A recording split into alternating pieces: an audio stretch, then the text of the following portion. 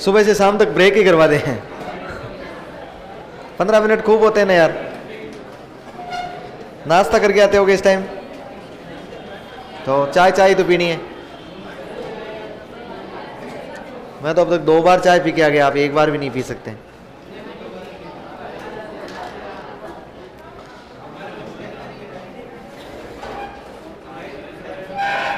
आ जाओ फटाफट से आ जाओ। देखे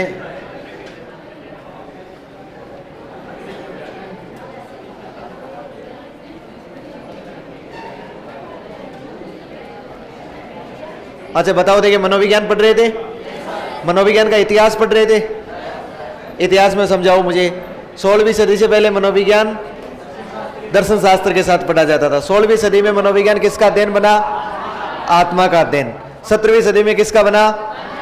मन का। 18वीं सदी में किसका बना? मन का। और 19वीं सदी में किसका बना? चेतना का। 20वीं में किसका बना? व्यवहार का। और 21वीं में किसका बना? व्यवहार के साथ में मानसिक प्रक्रिया, मतलब वर्तमान में हालांकि व्यवहार के साथ ही शुरू हो गया था 20वीं सदी में ही है।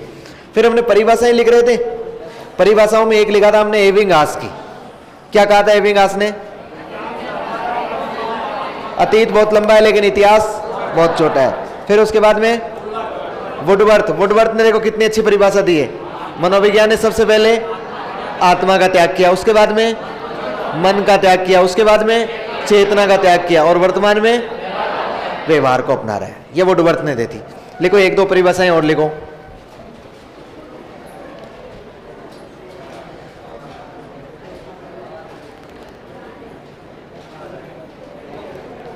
अगले लिखो मैकडूगल के अनुसार।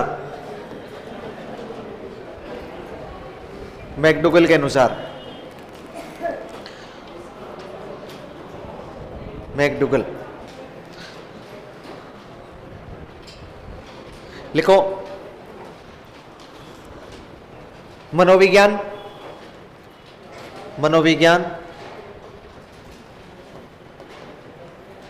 व्यवहार एवं आचरण का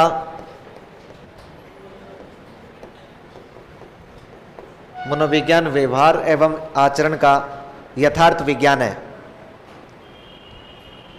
मनोविज्ञान व्यवहार एवं आचरण का यथार्थ विज्ञान है।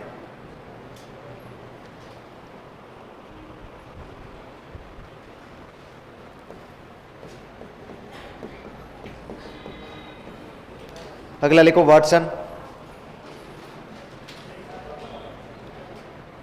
दोबारा बोलो। हम परिभाषा 2 तो लिख के चले गए थे, एबिंगास और वुडवर्थ की। अगली परिभाषा हमने लिखी है मैकडूगल की, और मैकडूगल में आप लिखो मनोविज्ञान व्यवहार एवं आचरण का यथार्थ विज्ञान है।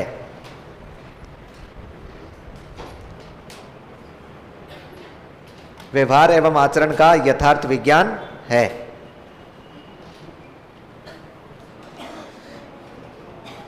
ये विलियम वुंट और विलियम जेम्स पीछे कैसे चले गए?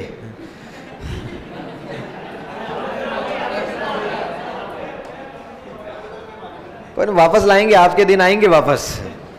वो एक बार आए थे, थोड़े ही रहे, 11 वर्ष तक समाप्त हो गए ना। अगला लिखो वाटसन के अनुसार। लिखो मनोविज्ञान व्यवहार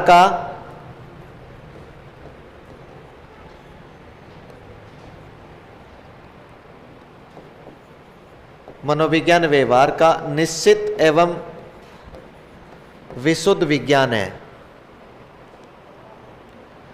मनोविज्ञान व्यवहार का निश्चित एवं विशुद्ध विज्ञान है। व्यवहार का निश्चित एवं विशुद्ध विज्ञान है।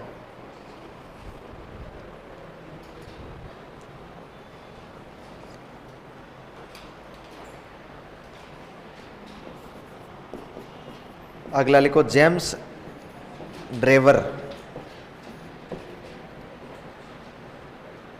जेम्स ड्रेवर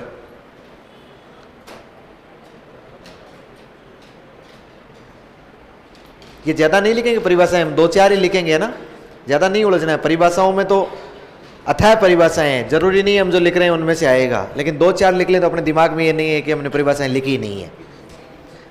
जेम्स ड्रेवर में लिखो, मनोविज्ञान व्यवहार का शुद्ध विज्ञान है। मनोविज्ञान व्यवहार का शुद्ध विज्ञान है।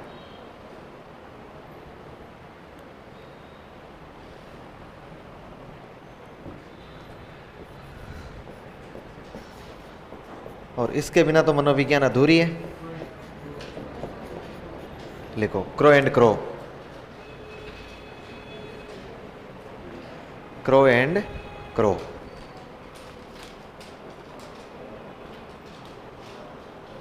इसकी कभी भी हिंदी अनुवाद नहीं करनी है ना। आपको ये लगे कि आप लिख लो कि कागला एंड कागला, कोवा एंड कोवा के अनुसार है ना, नहीं है।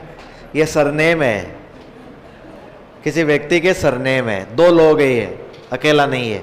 एक क्रो और साथ में और क्रो दूसरा, तो क्रो एंड क्रो के अनुसार लिखो मनोविज्ञान, मनोविज्ञान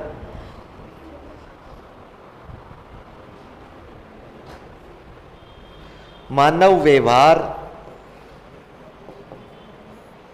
मानव व्यवहार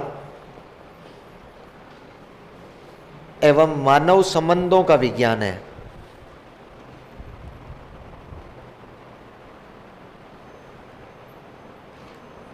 मानव व्यवहार एवं मानव संबंधों का विज्ञान है। मनोविज्ञान मानव व्यवहार एवं मानव संबंधों का विज्ञान है। एक व्यक्ति लिखो स्किनर,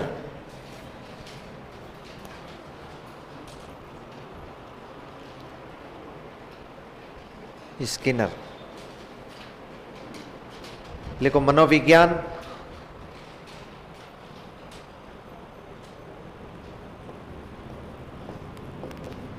व्यवहार एवं अनुभव का, व्यवहार एवं अनुभव का आधारभूत विज्ञान है। व्यवहार एवं अनुभव का आधारभूत विज्ञान है।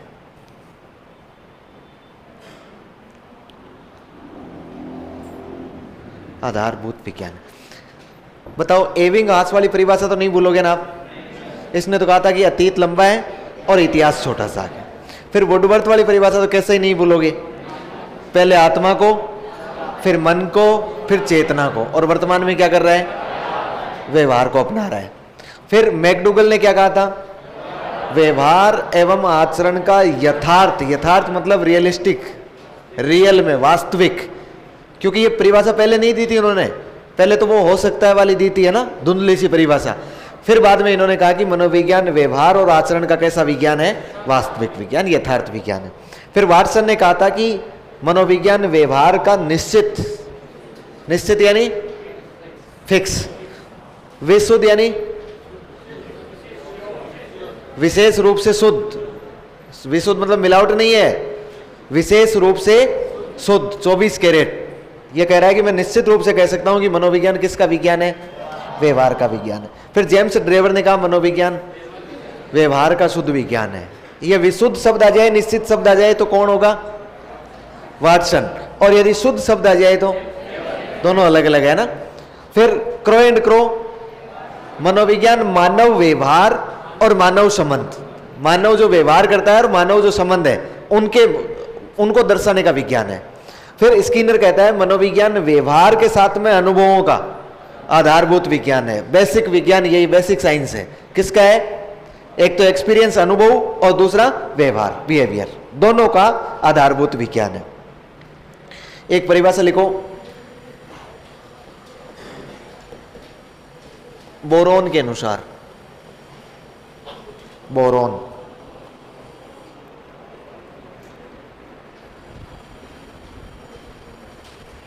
लिखो,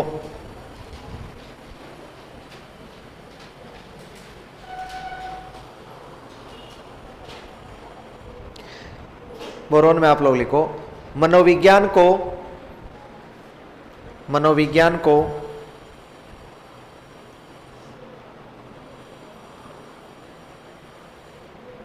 व्यवहारात्मक योग्यताओं, व्यवहारात्मक योग्यताओं, मनोविज्ञान को व्यवहारात्मक योग्यताओं एवं मानसिक प्रक्रियाओं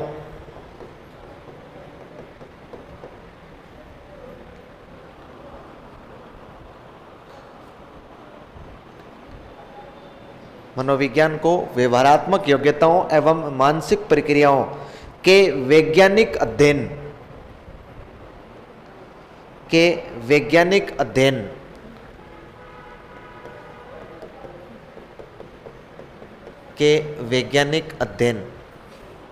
के रूप में उचित ढंग से परिभाषित किया जा सकता है। उचित ढंग से परिभाषित किया जा सकता है।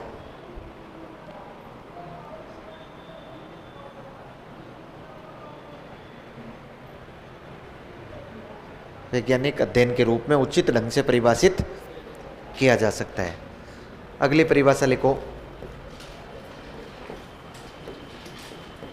हिलगार्ड, सेंट्रोक, मेयर, सिसरेली, एटकिंसन, इन सब ने एक जैसी परिभाषा दी है। इन सब ने एक जैसी परिभाषा दी है। इनको इतनी अचरज भरी निगाहों से मत देखो। ये मैं इसलिए बता रहा हूं कि ये दोनों जो परिभाषाएं लिखवा रहा हूं ना, ये 2000 के बाद की है, ये 2001 की है, ये लगभग 2003, 4, 5 की है। ये जो परिभाषाएं दे रहे हैं ये लोग, इसका मतलब ये सारे के सारे वर्तमान में जिंदा है, सारे के सारे मनोवैज्ञानिक है। और वर्तमान में जो अपनी 12वीं की किताबें चल रही है ना, बोर्ड की, राजस्थान में जो साइकोलॉजी किताबें चल रही है, उसमें केवल मनोविज्ञान की 2 ही परिभाषाएं हैं, एक तो इस बोरोन की और एक इनकी परिभाषाएं। इसका मतलब पुरानी वाली अब खत्म हो गई है, पुराना जमाना चला गया है, इसलिए इनमें से सवाल पूछने की पूरी संभावना बनती है। आज का अखबार पढ़ा क्या आपने? आज के अखबार में एक फोटो छपी है जिसमें एक कमरे में एक लड़की परीक्षा दे रही है, बाकी पूरा कमरा खाली है, और उसमें फिर नीचे लिखा है मनोविज्ञान के लिए परीक्षार्थी उपलब्ध नहीं है। एक परीक्षार्थी ने दी परीक्षा, कल 12वीं बोर्ड का पेपर था मनोविज्ञान सब्जेक्ट का, राजस्थान का। तो उसमें हालांकि जोधपुर में बहुत सारे लोगों ने दिए, लेकिन जोधपुर में एक ऐसा सेंटर है जिसमें केवल एक कमरे में एक ही लड़की परीक्षा दे रही है। इसका मतलब मनोविज्ञान पढ़ने वाले लोगों की बहुत कमी आ गई है। मनोविज्ञान सब्जेक्ट बहुत कम लोग ले रहे हैं। इसलिए नहीं ले पा रहे हैं क्योंकि सब्जेक्ट ज़्यादा स्कूलों में है ही नहीं, बहुत कम, कोई चुनिंदा स्कूल है जिनमें ये मनोविज्ञान सब्जेक्ट है। तो उसमें एक सवाल पूछा गया है, ये हिलगार्ड सेंट्रोक वाली परिभाषा वाला, कल के पेपर में पूछा गया है, तो हो सकता है अपने को भी पूछ ले। ये ध्यान रखना, ये नई परिभाषाएं हैं, इन लोगों ने सबने एक जैसी बताई है, इसने भी एक जैसी बताई है, थोड़ा शब्दों का रूप बदल दिया है। लिख लो, बहुत आसान सी परिभाषा इनकी। हाँ, ये सब सारे नाम लिखने इनके, हिलगार्ड, सेंट्रोक, मेयर, सिसरेली, एटकिंसन,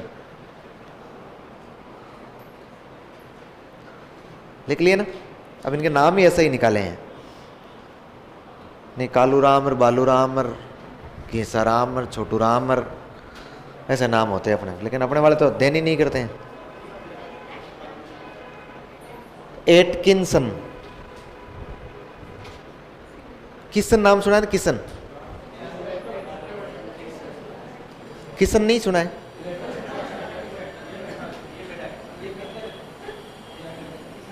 वो है ना, किसन थारी टपरी की चाय पिला देर है, वो किसन। ये किसन नहीं, ये किंसन है। लिख लिया? लिखो, मनोविज्ञान, मनोविज्ञान व्यवहार एवं मनोविज्ञान व्यवहार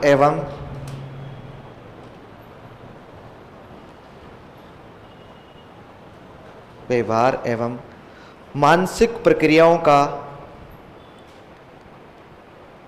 मानसिक प्रक्रियाओं का वैज्ञानिक अध्ययन करता है। व्यवहार एवं मानसिक प्रक्रियाओं का वैज्ञानिक अध्ययन करता है।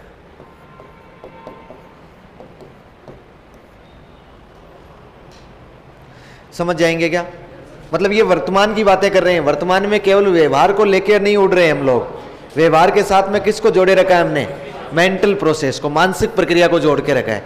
इन लोगों ने तो सीधा सीधा कह दिया व्यवहार और मानसिक प्रक्रियाओं का वैज्ञानिक अध्ययन। वैज्ञानिक अध्ययन ही है ना भाई, साइंटिफिक सब्जेक्ट है, इसका मतलब है जो भी स्टडी करेगा, जो भी अध्ययन करेगा वो साइंटिफिक तरीके से करेगा। और बोरोन ने थोड़ा उलझा दिया इसको कि मनोविज्ञान व्यवहारात्मक योग्यताओं, व्यवहारात्मक योग्यता मतलब व्यवहार और मानसिक प्रक्रियाओं के वैज्ञानिक अध्ययन के रूप में उचित ढंग से परिभाषित किया जा सकता है। बात तो सेम ही आ गई है, थोड़ा सा बात को घुमा दिया है। तो इनकी परिभाषाएं आपको वर्तमान दृष्टिकोण के परिप्रेक्ष्य में ज्यादा याद रखनी है। किसकी? एक तो बेरोन की, और फिर इनमें से एक का भी नाम दे देंगे किसी का भी, और फिर पूछेंगे उसकी परिभाषा कौन सी है। तो व्यवहार एवं मानसिक प्रक्रियाओं का अध्ययन इन सब के अनुसार मनोविज्ञान है। फिर एक अलग से लाइन में लिखो, परिभाषाएं कंप्लीट हो गई, इतनी लिखेंगे। अलग से लिखो, लिखो मनोविज्ञान के इतिहास को, मनोविज्ञान के इतिहास को दो भागों में विभाजित किया जाता है। मनोविज्ञान के इतिहास को दो भागों में विभाजित किया जाता है।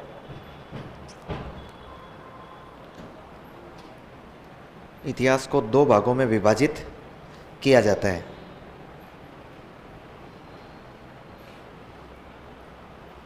नंबर 1 लिखो, पूर्व वैज्ञानिक काल। पूर्व वैज्ञानिक काल, प्री साइंटिफिक पीरियड। पूर्व वैज्ञानिक काल। आप में से कोई इंग्लिश मीडियम का है क्या? Medium English? फिर तो आपको यहीं बैठना है। आज तो बैठ गए हैं, आपको छूट दी जा रही है, कल से यहीं। पूर्व वैज्ञानिक काल। अच्छा, इसके आगे डेट लगा के लिखो, कब से है भाई? ये लिख लो ना, 1879 से पहले, 1879 से पहले, ऐसे लिख लो। 1879 से पहले। फिर नंबर 2 लिखो,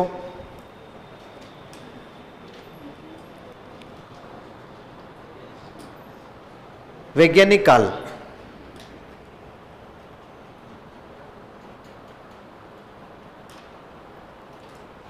और वैज्ञानिक काल क्या हो जाएगा? 1879 के बाद। लिखो 1879 के बाद का समय। ये थोड़ा सा ये लैंडमार्क ध्यान रखना आप, 1879 वाला। किस लिए? जब पहली मनोवैज्ञानिक प्रयोगशाला स्थापित होती है, इसके लिए। हमने अभी तक केवल मनोविज्ञान की चर्चा की है, और मनोविज्ञान में केवल हमने ये पढ़ा कि मनोविज्ञान किसका अध्ययन करता है? किसका अध्ययन करता है? व्यवहार का। किसका अध्ययन करता है? यदि विस्तृत परिभाषा में, विस्तृत अर्थ में देखें तो व्यवहार का अध्ययन करता है। यदि इसको थोड़ा संकीर्ण अर्थ में लेकर जाए तो व्यवहार के साथ में मानसिक प्रक्रियाओं का। अच्छा, कैसा अध्ययन है? वैज्ञानिक है या वैज्ञानिक है? कैसा है? वैज्ञानिक। वैज्ञानिक अध्ययन एक नहीं है, साइंटिफिक, क्योंकि ये विज्ञान का दर्जा ले चुका है मनोविज्ञान। इसलिए मनोविज्ञान एक ऐसा विषय है जो किसका अध्ययन करता है? व्यवहार और मानसिक प्रक्रियाओं का वैज्ञानिक अध्ययन करता है। अभी वर्तमान तक की स्थिति यह है। अब हम लोग देखेंगे शिक्षा को। अभी तक हमने किसको देखा है? मनोविज्ञान। अपने सिलेबस में मनोविज्ञान नहीं है, अपने सिलेबस में शिक्षा मनोविज्ञान है, एजुकेशन साइकोलॉजी है। मनोविज्ञान नहीं पढ़ना है अपने को शिक्षा मनोविज्ञान पढ़ना है। तो पहले हम थोड़ा सा हल्की सी चर्चा करते हैं शिक्षा के बारे में।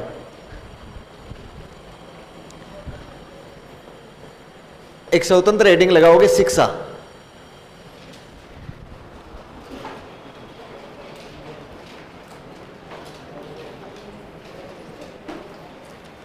शिक्षा।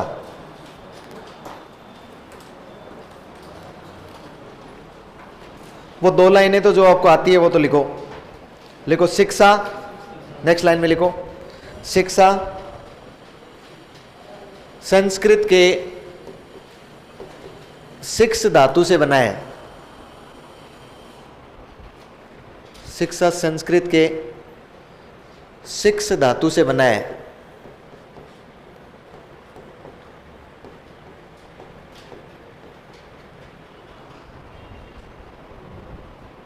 सिक्स धातु से बना है, जिसका अर्थ होता है सीखना या सिखाना।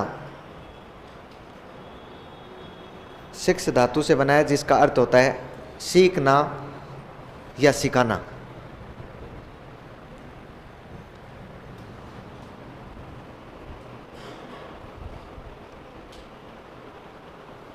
नेक्स्ट लाइन में लिखो, अंग्रेजी का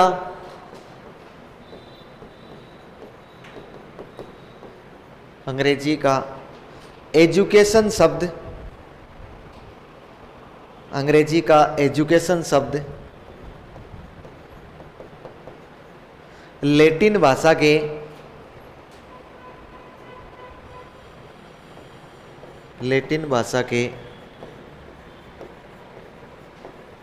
एजुकेटम से बना है।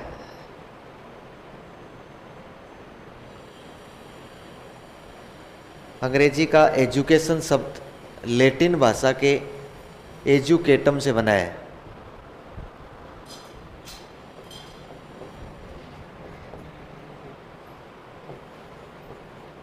जिसका अर्थ होता है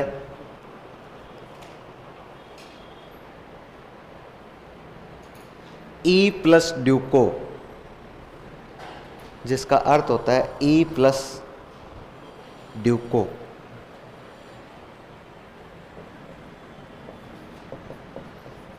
ई मिस अंदर से और ड्यूको मिस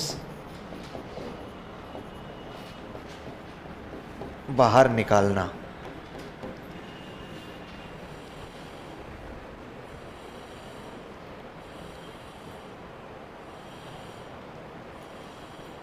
ई मिस अंदर से और ड्यूको यानी बाहर निकालना।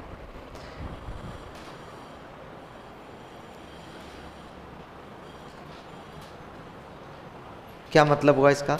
मैं आपको उठा के इस कमरे से बाहर निकालूं, इसका मतलब मैं आपको शिक्षा दे रहा हूं। भाई चर्चा क्या चल रही है हमारी? एजुकेशन की चल रही है। इसका मतलब ये शिक्षा है।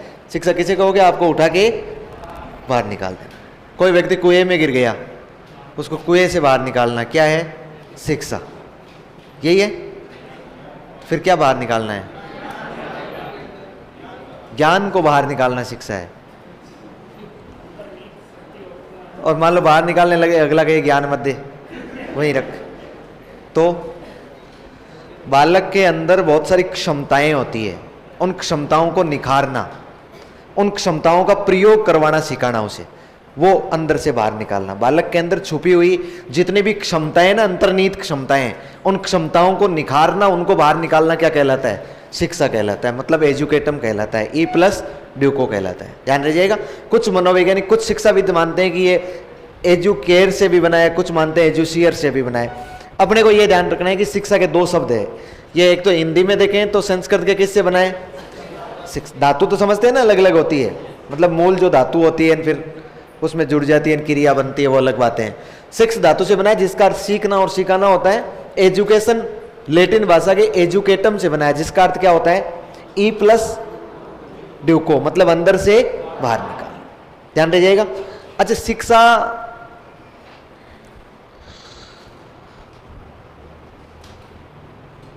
किसको दी जाती है? शिक्षा किसको दी जाती? सभी को दी जाती है। अच्छा, शिक्षा किन का गुण है? ऑप्शन दूं? ऑप्शन ए केवल मनुष्य प्राणी का, ऑप्शन बी अन्य प्राणियों का, ऑप्शन सी सभी प्राणियों का।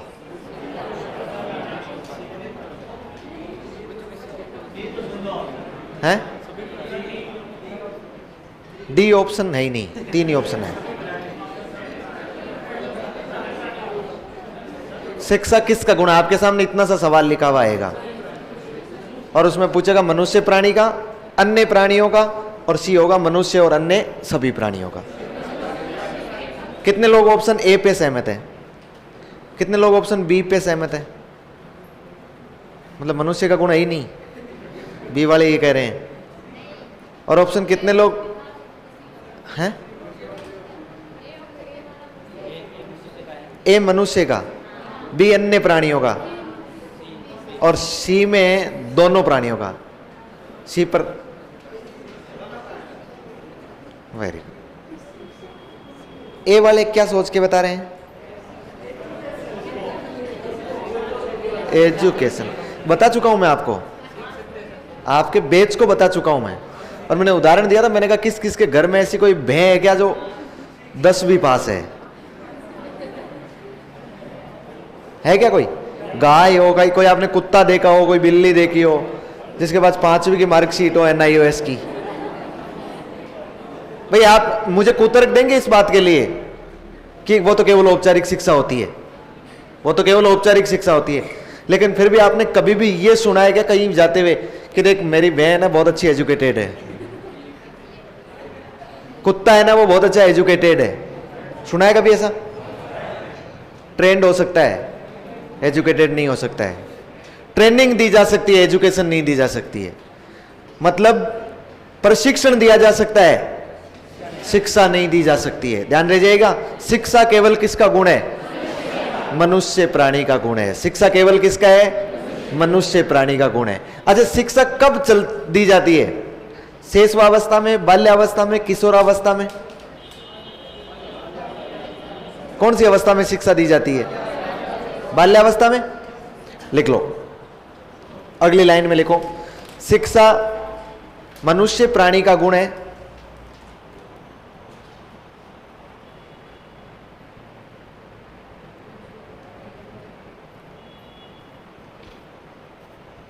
शिक्षा मनुष्य प्राणी का गुण है जो एक सतत प्रक्रिया है, जो एक सतत प्रक्रिया है। अतः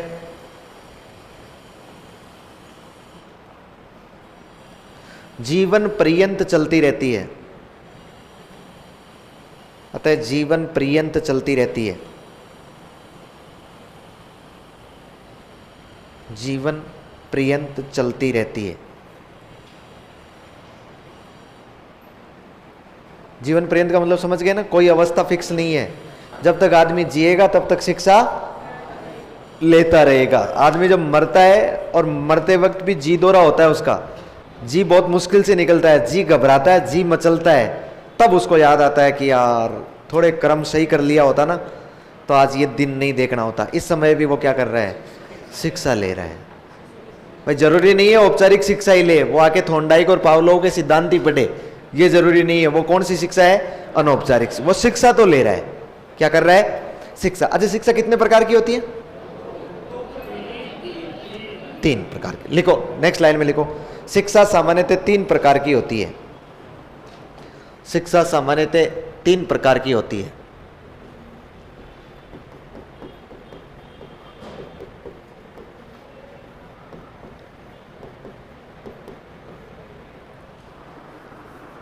सामान्यतः 3 प्रकार की होती है। नंबर 1 लिखो, औपचारिक शिक्षा।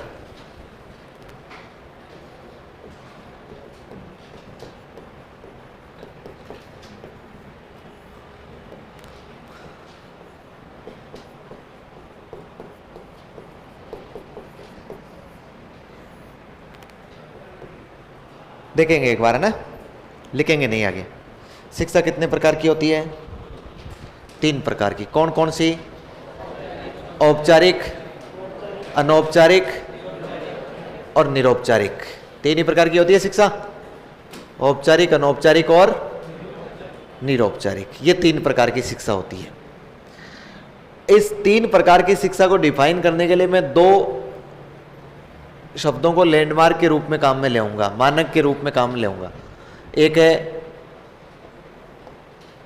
उद्देश्य और एक है परिस्थितियां। क्या कोई मुझे बता सकता है क्या औपचारिक शिक्षा क्या होती है? समझाओ। देखिए, जो पूर्व नियोजित हो,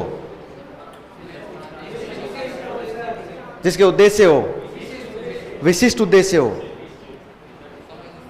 और समायोजन हो। फेंको, फेंकने से ही ज्ञान बढ़ेगा। औपचारिक शिक्षा का आपको मौका मिले, बोले औपचारिक शिक्षा पर बोलो तो बोलो। कॉलेज की समय निर्धारित हो, मतलब टाइम टेबल बनाकर पढ़ना। सुनियोजित हो और उबड़ खाबड़ तरीके से पढ़ना अनौपचारिक हो जाएगा। पाठ्यक्रम निश्चित होता है जिसका। देखो बहुत सारी बातें सामने निकल कर आई। यदि इन बातों को दो कंक्लूजन, दो निष्कर्ष के रूप में यदि हम जोड़ लें तो मैं कहूंगा कि ऐसी शिक्षा जिसके उद्देश्य निश्चित होते हैं और परिस्थितियां भी निश्चित होती है, औपचारिक शिक्षा कहलाती है। ऐसी शिक्षा जिसके उद्देश्य निश्चित होते हैं और साथ में क्या निश्चित होती है, इन परिस्थितियों में मैंने सब कुछ रख दिया है। उद्देश्य निश्चित हो, परिस्थितियां निश्चित हो, क्या कहलाएगी? औपचारिक शिक्षा कहलाएगी। जैसे उदाहरण दो, जैसे कोई भी स्कूल कॉलेज के नियमित विद्यार्थी की शिक्षा, स्कूल हो कॉलेज हो, नियमित विद्यार्थी की शिक्षा क्या कहलाएगी? औपचारिक शिक्षा कहलाएगी। देखो स्कूल के लिए उद्देश्य निश्चित होता है उस बच्चे के लिए, वो जिस क्लास में पढ़ रहा होता है उस क्लास को पास करना उसका उद्देश्य होता है। परिस्थितियां निश्चित होती है, इतनी बजे से इतनी बजे उस बिल्डिंग में, उस कमरे में, इस प्रकार के व्यक्तियों से ये सब्जेक्ट पढ़ेगा। बताओ परिस्थितियां निश्चित होती है कि नहीं होती है? इसका मतलब उसके लिए उद्देश्य भी निश्चित है और परिस्थितियां भी निश्चित है। आप ये जो यहां शिक्षा ले रहे हैं कौन सी शिक्षा है? औपचारिक या अनौपचारिक? औपचारिक शिक्षा है। अभी जो आप शिक्षा ले रहे हैं ये कैसी शिक्षा है? औपचारिक शिक्षा है। आपका सबका उद्देश्य एक है और वो निर्धारित है, निश्चित है, और आपकी परिस्थितियां भी क्या है? निश्चित है। इतने बजे से इतने बजे गीता भवन के इस हॉल में बैठना पड़ेगा, इतनी बजे से इतने बजे तक इस प्रकार के अलग अलग प्रकार के जीव जंतुओं से आपको पढ़ना पड़ेगा। ये परिस्थितियां क्या आपके लिए निश्चित रखी गई है। बात समझ पा रहे हैं? कोई भी नियमित विद्यार्थी की शिक्षा होती है ना, वो किस में आती है? औपचारिक शिक्षा में आती है। फिर अनौपचारिक, अनौपचारिक में उद्देश्य निश्चित होते हैं, परिस्थितियां निश्चित नहीं होती है। उदाहरण दो तो। ऑनलाइन पढ़ना, मजा नहीं आया। चलो इसको छोड़ो, एक बार निरौपचारिक पर आ जाओ। निरौपचारिक उद्देश्य तो निश्चित होते हैं, अब क्या करेंगे? परिस्थितियां आधी निश्चित होती है, आधी निश्चित नहीं होती है, बीच में तो रखेंगे ना। ऑनलाइन, ये तो उदाहरण है, कॉन्सेप्ट दो मुझे, किसे कहेंगे? पाठ्यक्रम तो अपने तो लैंडमार्क की दो ही है, उद्देश्य और परिस्थितियां, इनके आधार पर ही देखना है। उद्देश्य निश्चित नहीं होते हैं। ऑनलाइन वालों तुम्हारे उद्देश्य निश्चित नहीं है क्या? मामला थोड़ा सा गड़बड़ है ना। अनौपचारिक शिक्षा जिसमें उद्देश्य भी निश्चित नहीं होते हैं, परिस्थितियां भी निश्चित नहीं होती है, दोनों ही निश्चित नहीं है। जैसे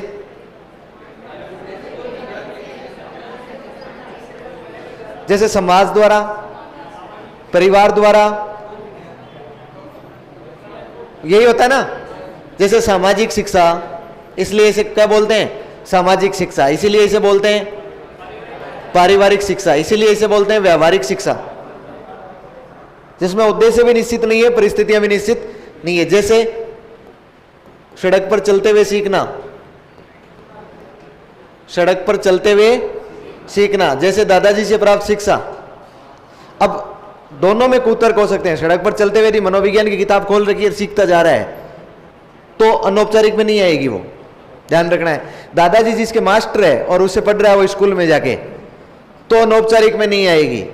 ये सामान्य सी भाषा में है कि सड़क पर चलते हुए सीखना। सड़क पर कैसे चलते हुए सीखना?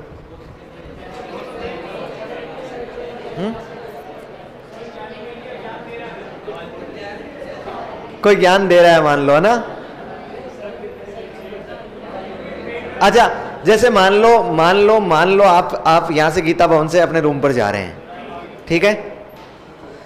अब रूम पर जा रहे हैं, चलते आपने देखा कि सामने से एक उद्दीपक आ रहा है।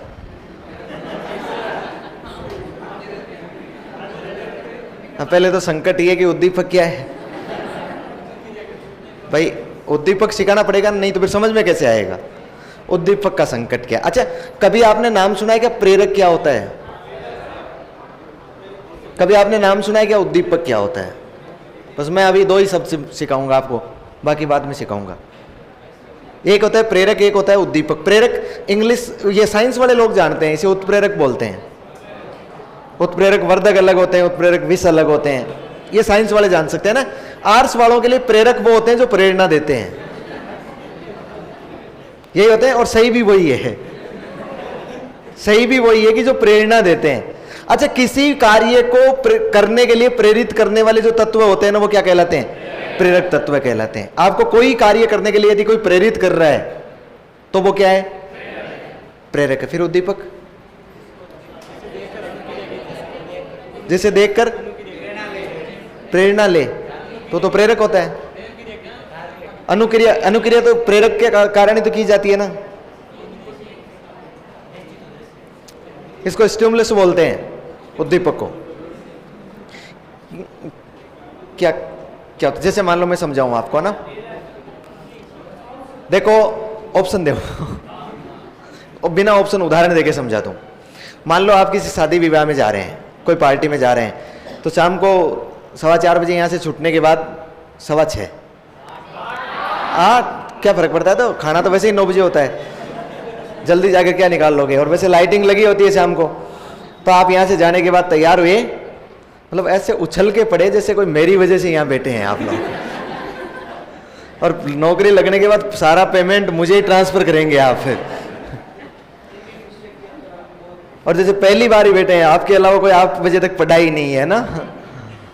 अच्छा, शाम को तैयार व्यार हुए, डीओ लगा के, स्प्रे लगा के, जो भी था ना वो सारा चश्मा वश्मा लगा के, वो ब्लैक वाला, और वो फिर पहुंच गए। आपने जैसे ही वहां पर देखा, वो ओपन थिएटर वाला लगा हुआ था, टेंट वेंट, उसमें आपने देखा कि उसमें उस थिएटर में बहुत सारे प्रेरक घूम रहे हैं। प्रेरक क्या? जो आदमी को कार्य करने के लिए प्रेरित करे, वही तो प्रेरक होता है। आदमी को कार्य करने के लिए क्या करे? प्रेरित करे। मुझे बताओ, आपको कार्य करने के लिए प्रेरित करेंगे कि नहीं करेंगे? आपको ढंग से चलना है, ढंग से व्यवहार करना है, आपको एक्शन से चलना है। अच्छा, खाना खा रहे हैं तो भी उसमें से थोड़ा थोड़ा तोड़ तोड़ के खाना है, डाकियों की तरह एकदम नहीं खा जाना है एक साथ। ये जो आपको अच्छा व्यवहार करने के लिए प्रेरित किया जा रहा है, वो उन प्रेरकों द्वारा ही तो किया जा रहा है ना। प्रेरक वो होता है जो अपने को प्रेरित करे। बात समझ रहे हैं? किसके लिए? कार्य करने के लिए। किसके लिए प्रेरित करे? कार्य करने। लेकिन ध्यान रखना, उन उतने सारे प्रेरकों में से एक प्रेरक ऐसा होता है जो निश्चित परिस्थिति में आपको कार्य करने के लिए प्रेरित कर रहा होता है, वो उद्दीपक कहलाता है। इसका मतलब एक निश्चित प्रेरक जो निश्चित परिस्थिति में आपको कार्य करने के लिए प्रेरित करेगा, सर्वाधिक प्रेरित करेगा, वो क्या कहलाएगा? उद्दीपक कहलाएगा। होता है कि नहीं होता है? उन प्रेरकों में से एक ऐसा उद्दीपक होता है जिसके लिए बार बार हम 4-5 बार नहीं जरूरी है ना, तो भी हम आलू टिकिया खा के आते हैं। चलो, अंदर से कह रहा नहीं खानी है, फिर भी नहीं बोले नहीं। हाँ, बात समझ पा रहे हैं ना? मैं आपको सिर्फ ये समझाना चाह रहा हूं, जैसे ही RSMB की, अधीनस्थ बोर्ड की, RPSC की, केंद्र की कोई भी विज्ञप्ति आती है, आपको प्रेरित करती है कि नहीं करती है? कार्य करने के लिए प्रेरित करती है कि नहीं करती है? बहुत सारी विज्ञप्तियां आती रहती है, आपको प्रेरित करेगी कि नहीं करेगी? लेकिन एक दिन ग्रेड 3 की आई विज्ञप्ति आपको निश्चित परिस्थिति में कार्य करने के लिए प्रेरित करेगी कि नहीं करेगी? जितनी भी वैकेंसी आई ना, वो सब प्रेरक है, और वो रीट की वैकेंसी उद्दीपक है आपके लिए। इसका मतलब वह प्रेरक जो उद्दीपक, प्रेरक जो प्रेरकों से आगे बढ़कर निश्चित परिस्थिति में आपके कार्य करने के लिए प्रेरित करता है, वह क्या कहलाता है? उद्दीपक कहलाता है। बात समझ पा रहे हैं क्या? उद्दीपक वह होता है जिसको देखकर कार्य किया जाता है, जो कार्य करने के लिए प्रेरित करता है। आप सोच के बताओ, थॉर्नडाइक ने उद्दीपक रखा था मछली के मांस का टुकड़ा। बिल्ली को जो भूख लगी होगी तो उसको प्रेरित तो खूब सारे कर रहे होंगे, उसे याद आ रहा होगा कि कहां पर जावनी खाई थी, कहां पर दही खाया था, कहां पर दूध खाया था, कहां पर हलवा खाया था, उस घर में ये रखा हुआ है, उस घर में ये रखा हुआ है। प्रेरित तो सब कर रहे हैं उसको, लेकिन उस समय निश्चित परिस्थिति में कौन प्रेरित कर रहा है? मांस का टुकड़ा। तो वो उसके लिए क्या बन जाएगा? उद्दीपक बन जाएगा। अब वापस रवाना हो यहां से। हम यहां से रवाना हुए थे किसके लिए? अनौपचारिक शिक्षा के लिए। किसके लिए हुए थे? अनौपचारिक शिक्षा के लिए जा रहे थे। और हम जा रहे थे, रास्ते में अपने को क्या मिला था? प्रेरक तो बहुत सारे हैं, बहुत सारे हैं। उद्दीपक मिला था रास्ते में। क्या मिला था? उद्दीपक मिला था। याद आ रहा है? जैसे ही उद्दीपक आया, उद्दीपक को देखकर आप कार्य करने के लिए निश्चित रूप से प्रेरित हुए कि नहीं हुए?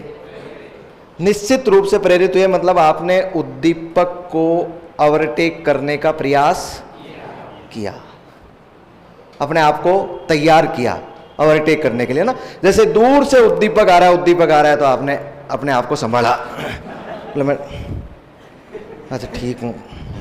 फिर आपकी चाल ढाल चेंज।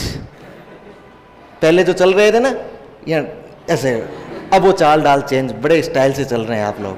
अब मुस्कुरा रहे हैं, चाहे कितनी भी कैसी भी स्थितियां रही हो आपकी। देखिए, आप कार्य करने के लिए प्रेरित हुए कि नहीं हुए? और आपने जैसे ही उद्दीपक नजदीक आया, आपने उद्दीपक को ओवरटेक करने का प्रयास किया। और जैसे ही ओवरटेक करने का प्रयास किया, उद्दीपक ने एक चप्पल खोली और दे दनादन। फिर आसपास वाले और आ गए, फिर आसपास वाले और आ गए, डंग से मारा। कैसे न कैसे करके कोई मेरे साथी वहां पर पहुंचे और उन्होंने छुड़ाया, लंगड़ाते हुए कमरे पर पहुंचे। फिर कमरे पर आपका दोस्त तैयार बैठा था स्वागत करने के लिए, और वहां पर बेड पर बैठते हुए कहा, रे कुछ भी कर लेना रे, जीवन में कभी भी उद्दीपक को ओवरटेक मत करना। शिक्षा मिली कि नहीं मिली? मिली। क्या उद्देश्य निश्चित था? क्या ये सीखने गए थे? क्या परिस्थितियां निश्चित थी? क्या कल दोबारा वहां से जाओगे तो ये सीखोगे? क्या हमेशा वहां पर वही चीज सीखी जाती है? इसका मतलब जिसमें उद्देश्य भी निश्चित नहीं हो, परिस्थितियां भी निश्चित नहीं हो, और फिर भी हमें शिक्षा मिल जाए, कौन सी शिक्षा होती है? अनौपचारिक शिक्षा होती है। कौन सी शिक्षा होती है? अनौपचारिक। बताओ, ऐसी शिक्षा समाज द्वारा, परिवार द्वारा मिलती है कि नहीं मिलती है? इसलिए इसको क्या बोलते हैं? सामाजिक, पारिवारिक या फिर व्यवहारिक शिक्षा। बताओ, सड़क पर चलते हुए ऐसी शिक्षा मिल गई कि नहीं मिल गई? सड़क पर चलते हुए सीखना, दादाजी से प्राप्त शिक्षा, ये शिक्षा कैसी आती है? अनौपचारिक में आती है, जिसमें ना उद्देश्य निश्चित होते हैं और ना परिस्थितियां निश्चित होती है। और तीसरी वाली जो होती है ना, वो होती है निरौपचारिक। कौन सी होती है? निरौपचारिक। जिसमें उद्देश्य तो निश्चित होते हैं लेकिन परिस्थितियां निश्चित नहीं होती है। उद्देश्य तो निश्चित होंगे लेकिन परिस्थितियां निश्चित नहीं होगी। जैसे किसी स्वयं पाठी विद्यार्थी की शिक्षा। किसकी शिक्षा? स्वयं पाठी विद्यार्थी की। स्वयं पाठी विद्यार्थी का मतलब जो स्वयं अध्ययन कर रहा है, जो खुद अध्ययन कर रहा है। मुझे बताओ, उसके लिए उद्देश्य तो निश्चित है ना। 10वीं में यदि कोई प्राइवेट स्टूडेंट है तो 10वीं पास करना उसके लिए उद्देश्य है, लेकिन परिस्थितियां निश्चित नहीं है ना। वो मर्जी हो तो खेत में पढ़ सकता है, गांव में पढ़ सकता है, ननियाल में पढ़ सकता है, ससुराल में पढ़ सकता है, अड़ाव में पढ़ सकता है, कमरे में पढ़ सकता है, छत पर पढ़ सकता है, लेट कर पढ़ सकता है, खड़ा होकर पढ़ सकता है, उठ कर, बैठ कर, रात को, दिन में, सुबह शाम, कभी भी पढ़ेगा। उसके लिए कोई परिस्थितियां निश्चित नहीं है। उसके लिए उद्देश्य तो निश्चित है, उद्देश्य निश्चित है, परिस्थितियां निश्चित नहीं है। तो इस प्रकार की जो शिक्षा होगी ना, वो क्या कहलाएगी? आपकी निरौपचारिक शिक्षा कहलाएगी। बात समझ में आ रही है? 3 शिक्षाएं अपने पास में। कौन सी? औपचारिक, अनौपचारिक, निरौपचारिक। अच्छा, मुझे अब एक जवाब दे दो। एक सवाल पूछा गया पिछले दिनों कि साक्षर भारत अभियान निम्न में से किस प्रकार की शिक्षा के अंतर्गत सम्मिलित किया जाता है?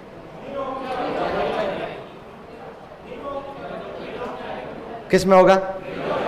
साक्षर भारत अभियान में पढ़ा चुका हूं स्कूल मैनेजमेंट में, इसलिए मुझे ये सवाल पूछते हुए बिल्कुल भी दर्द नहीं हो रहा है कि बच्चों को पता नहीं है कि साक्षर भारत अभियान क्या है। साक्षर भारत अभियान का उद्देश्य निश्चित है कि साक्षर बनाना, लेकिन परिस्थितियां निश्चित नहीं है। मैंने उदाहरण दिया था, जहां वो व्यक्ति मिले उसी जगह, जिस समय मिले उसी जगह उसे पढ़ा दो।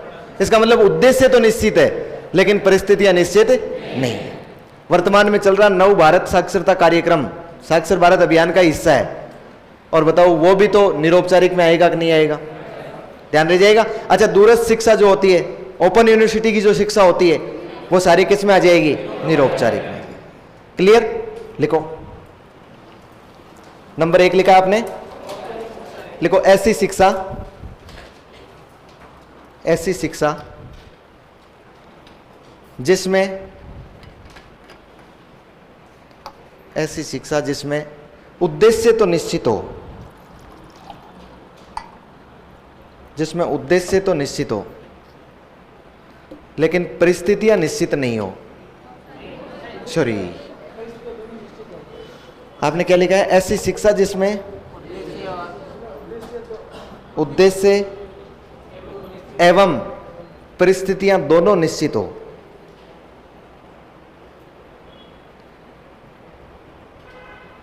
परिस्थितियां दोनों निश्चित हो।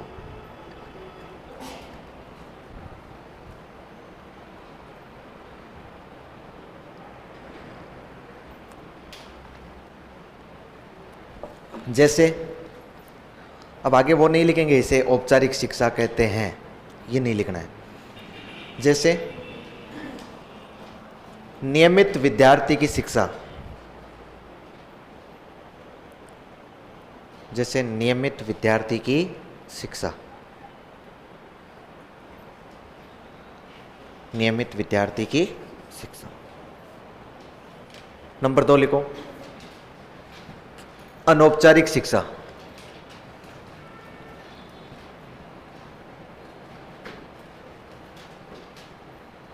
अनौपचारिक शिक्षा। ऐसी शिक्षा, ऐसी शिक्षा जिसमें उद्देश्य एवं परिस्थितियां, उद्देश्य एवं परिस्थितियां दोनों ही निश्चित ना हो।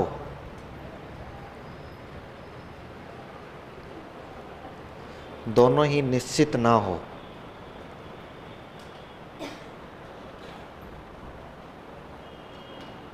जैसे, जैसे सड़क पर चलते हुए सीखना, जैसे सड़क पर चलते हुए सीखना।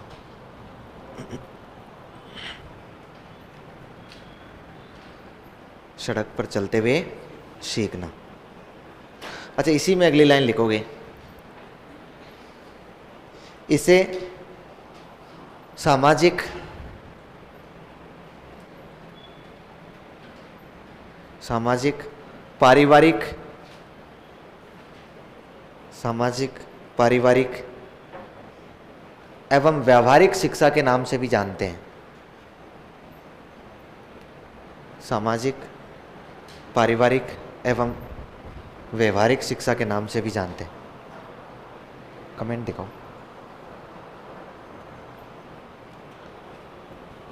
शिक्षा के नाम से भी जानते हैं। हो गया? नंबर 3 लिखो, निरौपचारिक शिक्षा,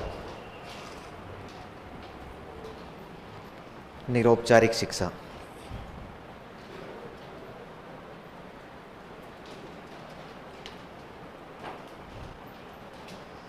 इसमें लिखो, ऐसी शिक्षा जिसमें, वापस 1 मिनट ऊपर ऊपर ऊपर ऊपर,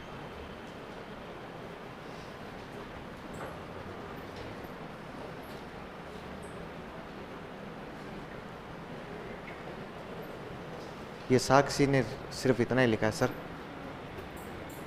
OTR में गलती हो गई है, सही हो सकती है क्या? हो जाएगी?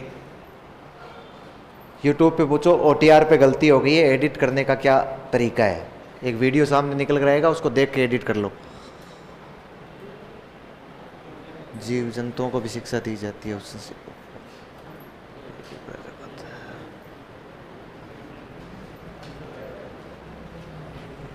हाँ साक्षी हो जाएगा। अरे OTR सही, हैं? हाँ, हो जाएगा ना, हो जाएगा। देखो आदमी जब तक जिंदा रहता है ना, कुछ भी हो सकता है, सब कुछ संभव है इस दुनिया में।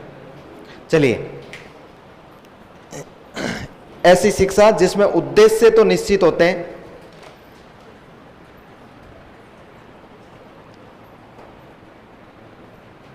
जिसमें उद्देश्य तो निश्चित होते हैं,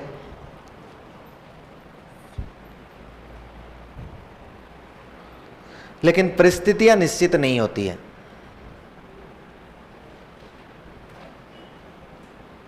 लेकिन परिस्थितियां निश्चित नहीं होती है।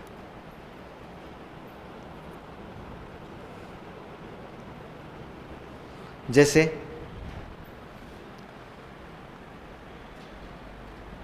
स्वयं पाठी विद्यार्थी की शिक्षा,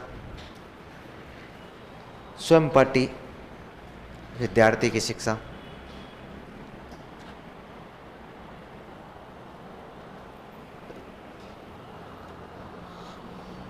स्वयं पाठी विद्यार्थी की शिक्षा, कोमा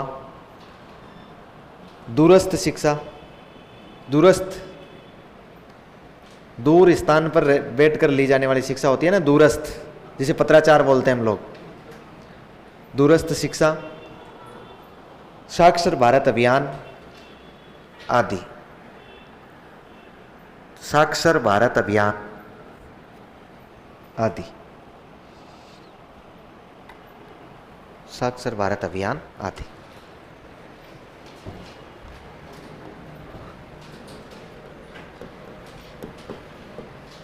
अच्छा, एक सवाल पूछ रहा हूं आपसे ना,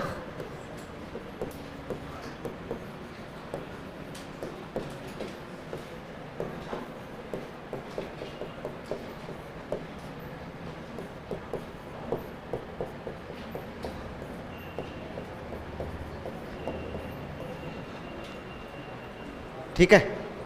सवाल पूछ लूं? सवाल है मेरा,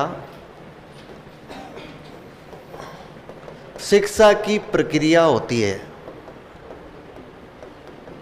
सोच ले आराम से, शिक्षा की प्रक्रिया होती है, शिक्षा की प्रोसेस जो चल रही है।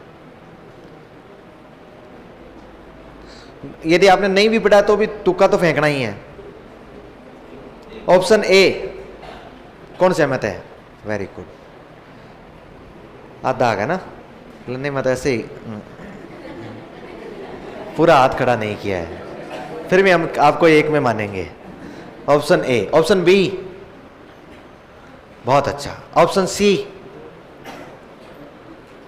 बहुत बढ़िया। अच्छा, अगला सवाल पूछ रहा हूं, ऑप्शन यही रहेंगे। प्राचीन काल में शिक्षा की प्रक्रिया होती थी,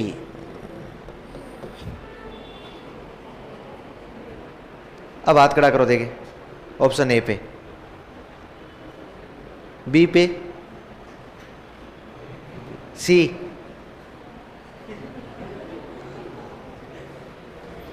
अच्छा तीसरा सवाल, ऑप्शन यही है, आधुनिक काल में शिक्षा की प्रक्रिया होती है। आधुनिक काल में शिक्षा की प्रक्रिया है।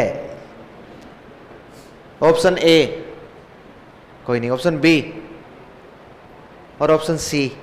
अच्छा, कुछ लोगों के ये दूसरा वाला सवाल लिखने के बाद पहले वाले में भूल सुधार के लिए मन हुआ होगा, भाई दूसरा वाला क्वेश्चन आने के बाद उनको समझ में आ रही यार क्या पूछ रहा है। अगली सब हेडिंग लगाइए, शिक्षा की प्रक्रिया। शिक्षा में लिख रहे हैं हम, जैसे शिक्षा के प्रकार लिखे ना वैसे लिखिए शिक्षा की प्रक्रिया।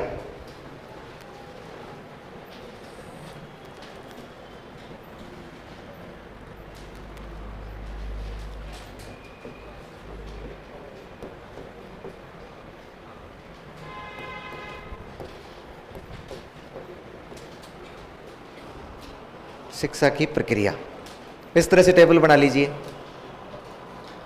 एक तरफ द्विमुखी और दूसरी तरफ क्या हो जाएगा? त्रिमुखी। अच्छा, द्विमुखी का मतलब क्या होता है? शब्द को समझो, जिसके दो मुख हो। हाँ, तो द्विमुखी मतलब दो मुख, मतलब दो आयाम, दो फलक। भाई बना तो यहीं से है ना शब्द, जिसके दो आयाम हो, कौन कौन से? एक ही आयाम, एक ही आयाम, ये दोनों आपस में जुड़े हुए। यह है शिक्षक और यह है शिक्षार्थी। शिक्षक और शिक्षार्थी। देखिए एक बार, है ना, द्विमुखी का मतलब है ऐसी शिक्षा जिसमें केवल दो आयाम हो। कितने आयाम हो? दो आयाम। एक आयाम है शिक्षक और एक है शिक्षार्थी, मतलब एक सिखाने वाला और एक सीखने वाला, बाकी और किसी का रोल नहीं है बीच में। आप सोच के देखिए, प्राचीन काल में हमें इस प्रकार की शिक्षा दी जाती थी, शिक्षा की प्रक्रिया इस प्रकार की थी प्राचीन काल में। प्राचीन काल में जो गुरुकुल में शिक्षा दी जाती थी, उसमें शिष्य गुरु के पास रहता था, गुरु का पूरा काम करता था। जब गुरु की मर्जी होती कि अब उस गुरु को थोड़ा टाइम मिला है तो पढ़ा देता था।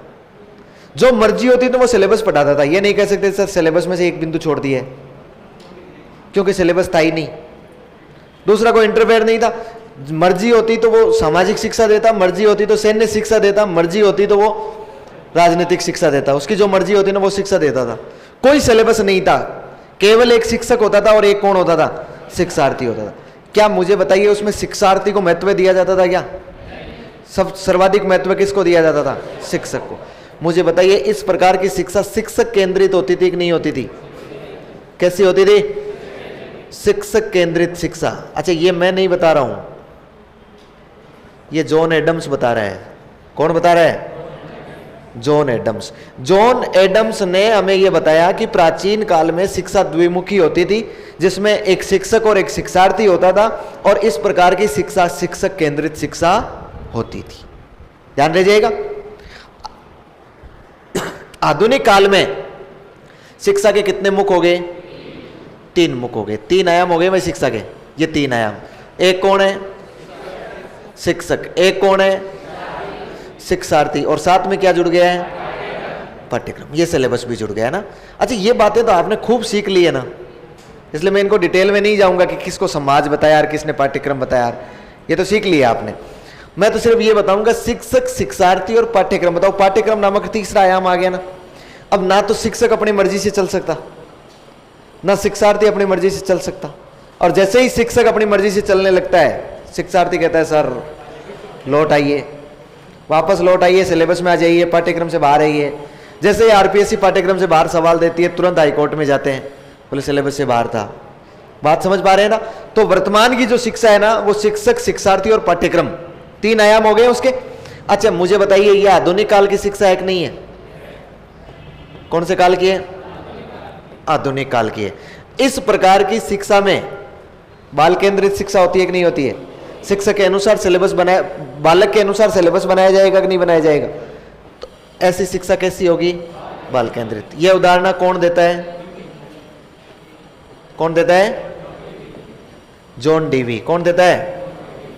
बाद में इसमें किसने क्या जोड़ दिया था वो अपने पता नहीं है, इतना ध्यान रखना है।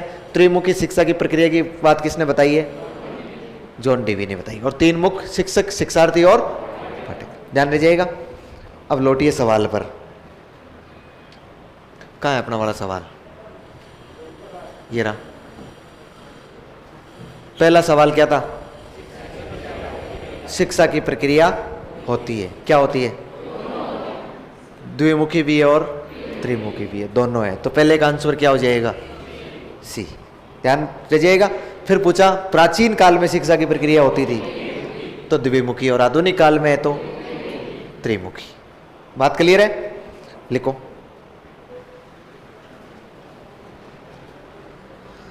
ये ऐसे कैसे छाप लो? टेबल बना रखी है आपने?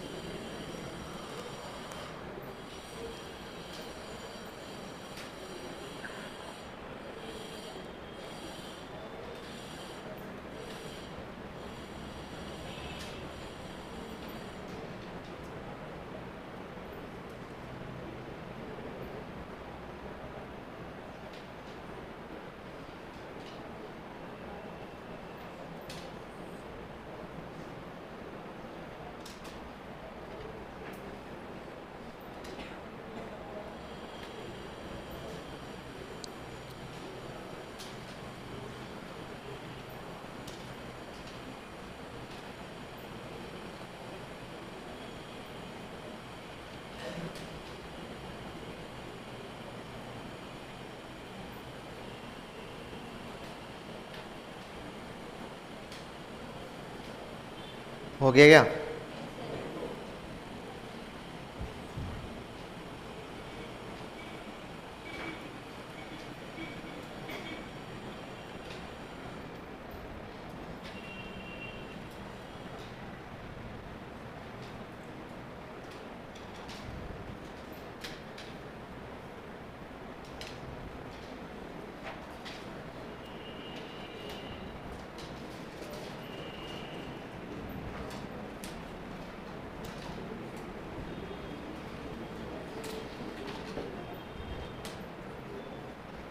अब हो गया? अच्छा, आपका मेमोरी टेस्ट करूंगा मैं। एक मेमोरी टेस्ट होता है ना कई बार, मेमोरी टेस्ट एक बार भी नहीं हुआ है। चलो मैं कर लेता हूं ना। एक बार हुआ था। किसके कितनी मेमोरी निकली है? सबसे ज्यादा किसकी निकली थी मेमोरी? मैडम सबसे ज्यादा थी आपकी। फिर मुझे बताओ देखे, निरौपचारिक शिक्षा क्या होती है? पड़ोसी को बता दो, मैं समझ जाऊंगा। सही बताएं तो।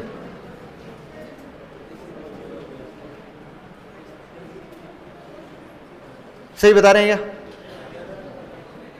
मेमोरी अच्छी है। अच्छा, दूसरे नंबर पे मेमोरी किसकी आई थी? बहुत अच्छा। ये बैक बेंचर ही कुछ कर सकते हैं। ये आगे तो ऐसे ही मुझे लगता है वाटसन और विलियम जेम्स बैठ गए हैं सारे के सारे। अच्छा, तीसरे नंबर पर कौन आया था मेमोरी में? तीसरे नंबर पर कई लोग आए थे संयुक्त रूप से, है ना? यहां भी थे। अरे लड़के तो क्या कि मेमोरी दिखाते नहीं है, ये प्रदर्शित नहीं करेंगे। ये तो प्रदर्शित डायरेक्ट एग्जाम में ही करेंगे, है ना? अपने प्रदर्शित करनी भी नहीं है। चलिए मैं टेस्ट करता हूं आपका ना, देखिए किसके पास कितनी मेमोरी है।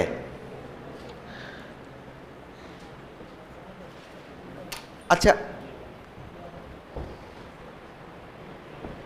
अच्छा, मुझे बताइए, ये कौन है? ये थॉर्नडाइक है। कौन है? थॉर्नडाइक। याद रह जाएगा। ये कौन है? थॉर्नडाइक। ये पावलोव है।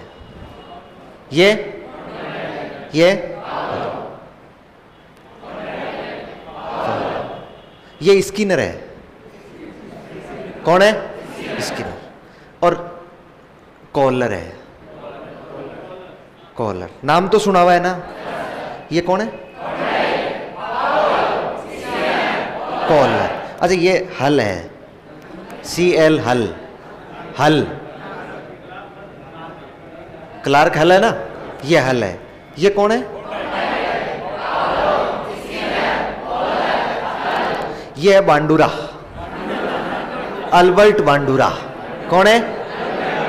अल्बर्ट बांडुरा। अब बताओ देखिए,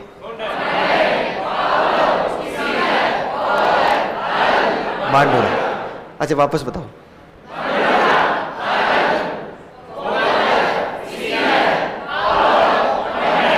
फिर बताओ।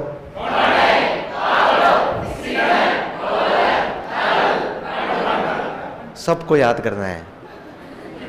बोले ये तो पहले ही याद था। अच्छा, मैं एक चीज जोड़ रहा हूं इसके साथ, है ना? मेमोरी तो तभी टेस्ट होगी ना वास्तव में।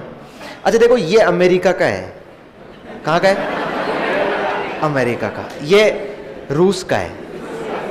ये रूस, ये अमेरिका का है। ये जर्मनी का है। बताओ, अमेरिका, रूस, अमेरिका, जर्मनी। ये फिर अमेरिका का है। हल फिर अमेरिका का है। और ये कनाडा का है। बताओ, अमेरिका, रूस, अमेरिका। वेरी गुड, कितना अच्छा याद है ना? अब मुझे प्रारंभ से बताओ। थॉर्नडाइक,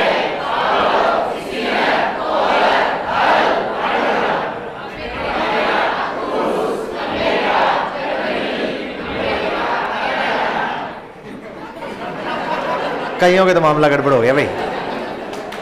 मामला गड़बड़ नहीं होना है। अच्छा, एक चीज और जोड़ दूं, सिर्फ एक चीज। मेमोरी टेस्ट प्रथम स्थान वाले बैठे ना यहाँ, तृतीय स्थान पर भी बहुत सारे लोग हैं। एक चीज और जोड़ देता हूं, किसने किस पर प्रयोग किया था? क्लास चल रही है।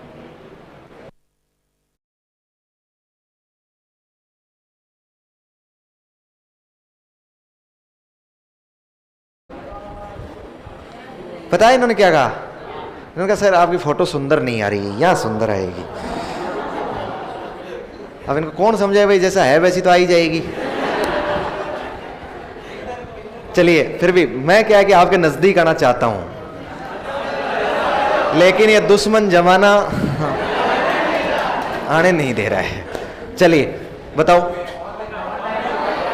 हाँ अरे सर ये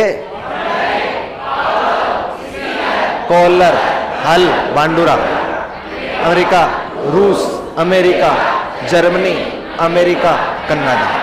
सिर्फ एक चीज जोड़ रहा हूं ना, और वो है किसने किस पर प्रयोग किया। किसने किस पर प्रयोग किया? बिल्ली, कुत्ता। मैं उस बात पर नहीं कह रहा हूं, थोड़ा सा यूं हो जाऊं। बिल्ली, कुत्ता। अरे मैं इनके प्रयोग बता रहा हूं। बिल्ली, कुत्ता, कबूतर और चूहा। कौन है? कबूतर, चूहा। बिल्ली, कुत्ता, कबूतर, चूहा। मैं जिस सीक्वेंस में बोल रहा हूं उसी में। चिंपांजी। क्या नाम है? चिंपांजी। चिंपांजी का नाम सुल्तान। क्या नाम था? सुल्तान। याद सबको करना है। चिंपांजी का नाम क्या था? सुल्तान। बिल्ली, कुत्ता, कबूतर, चूहा, चिंपांजी, सुल्तान। सुल्तान। चूहा वापस क्या है? चूहा। बिल्ली, कुत्ता, कबूतर, चूहा, चिंपांजी, सुल्तान, चूहा। अच्छा इसने 3 प्रयोग किए। बालक, गुड़िया, जोकर। बालक, गुड़िया, जोकर। बताओ। बालक, गुड़िया, जोकर। बिल्ली, कुत्ता, कबूतर, चूहा, चिंपांजी, सुल्तान, चूहा, बालक, गुड़िया, जोकर। ध्यान रह जाएगा, नहीं भूलोगे? बताओ तो। प्रारंभ से है ना? थॉर्नडाइक, पावलो, स्किनर, हल, बांडुरा। अमेरिका, रूस, अमेरिका, जर्मनी, अमेरिका, कनाडा। बिल्ली, कुत्ता, कबूतर। अच्छा अच्छा देखो कैसी विडंबना है। पढ़ने के बाद बिल्ली, कुत्ता, इसलिए डीएलएड किया था क्या हमने? बिल्ली, कुत्ता, चूहा, कबूतर, चूहा, चिंपांजी, सुल्तान, चूहा, बालक, गुड़िया, जोकर। देखो असली मेमोरी का टेस्ट जब होगा जब मैं चौथी चीज इनके साथ जोड़ूंगा। जब 4 नंबर की चीज, एक एक छोटी छोटी तो चीजें है ना। किसके सिद्धांत का नाम क्या था? किसके सिद्धांत का नाम क्या था? ध्यान रह जाएगा। किसके सिद्धांत का नाम क्या था? मैं सिद्धांत के नाम बता रहा हूं आपको। इसका सिद्धांत का नाम था बोल एवं प्रयत्न का सिद्धांत। क्या नाम था? बोल एवं प्रयत्न का सिद्धांत। बोल तो समझते हो ना, गलती, और प्रयत्न मतलब कोशिश। बोल एवं प्रयत्न का सिद्धांत। बोलो देखें। एवं प्रयत्न का सिद्धांत। अनुकूलित अनुक्रिया का सिद्धांत।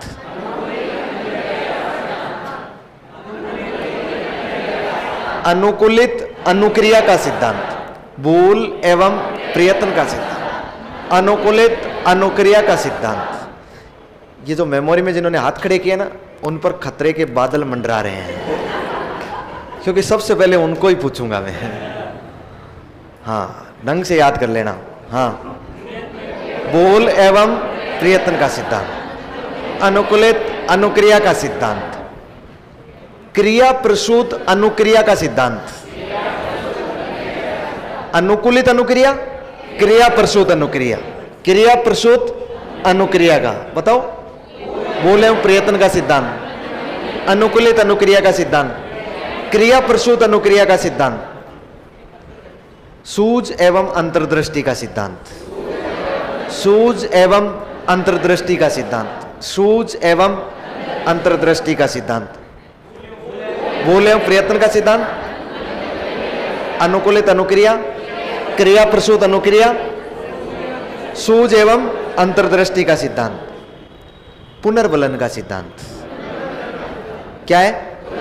पुनर्बलन का सिद्धांत, बोल एवं प्रयत्न का सिद्धांत, अनुकूलित अनुक्रिया का सिद्धांत, क्रिया प्रसूत अनुक्रिया का सिद्धांत, सूझ एवं अंतर्दृष्टि का,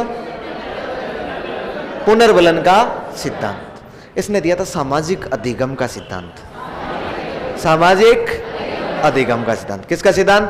सामाजिक अधिगम का सिद्धांत। एक बार सिद्धांत बताओ देखिए मुझे। बोल एवं प्रयत्न का, अनुकूलित अनुक्रिया का, क्रिया प्रसूत अनुबंधन का, सूझ एवं अंतर्दृष्टि का, पुनर्बलन का, सामाजिक अधिगम का सिद्धांत। अब चारों को एक साथ जोड़ो। Pavlov, very good very good very good. हाँ, थॉर्नडाइक, पावलो, कौन,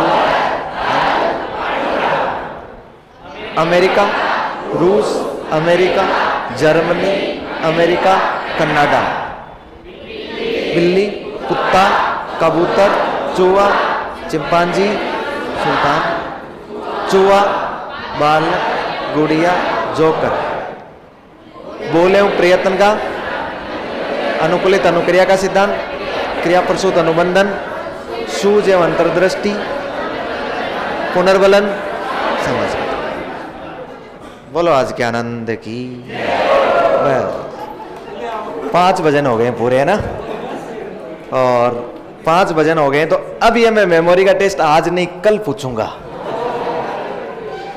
है ना? घर जाके यहां पर जो कोई लिख रहा है ना, ध्यान रखो, कोई लिखे नहीं इसको, केवल कहां रखना है? मेमोरी में लिखना। अधिगम में इतने ही फैक्ट है, अधिगम में जो फैक्ट बातें हैं ना वो इतनी ही है। अब बाकी कॉन्सेप्ट की बातें हैं वो मैं समझा दूंगा, ये याद कर लेना आप। और ये सिद्धांत है, मुख्य मुख्य 6 सिद्धांत है अधिगम के। पढ़ेंगे तो 12, लेकिन है कितने? मुख्य कितने? 6 सिद्धांत। और उन 6 सिद्धांतों की चर्चा मैंने आपको सिखा दी। हम कहां चल रहे थे? शिक्षा। अब इस शिक्षा की आपने प्रक्रिया देख ली है, शिक्षा के प्रकार देख लिए, तो एक चीज और लिख लो, परिभाषाएं। परिभाषाएं,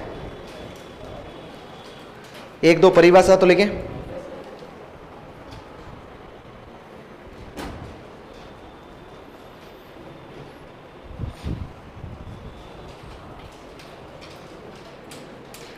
परिभाषाओं में पहले तो अपने वालों को याद करते हैं, बहुत मुश्किल से मिले हैं, मनोविज्ञान में मिलेंगे ही नहीं अपने। विवेकानंद,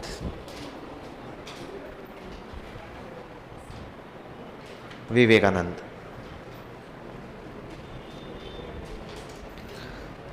क्या लिखा है विवेकानंद जी ने? क्या है शिक्षा के बारे में क्या कहा है? लिखो, बालक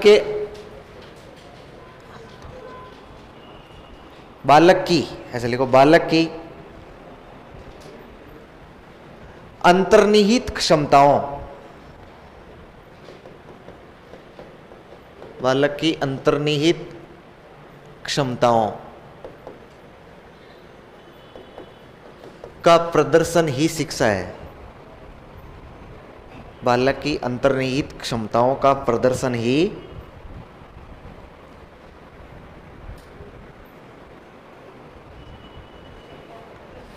बालक की अंतर्निहित क्षमताओं का प्रदर्शन ही शिक्षा है। अगले लिखो, गांधी जी।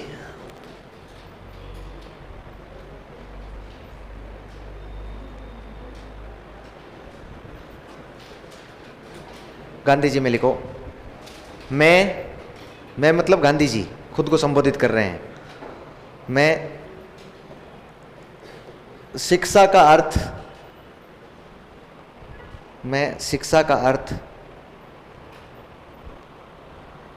बालक अथवा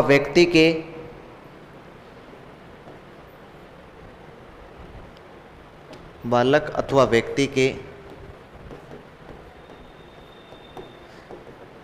शरीर, मन, बुद्धि, आत्मा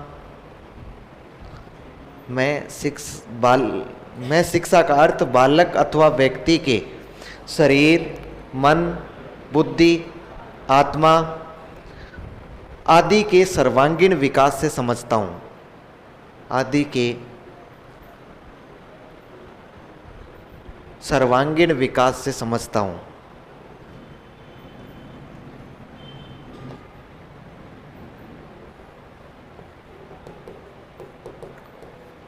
सर्वांगीण विकास से समझता हूँ।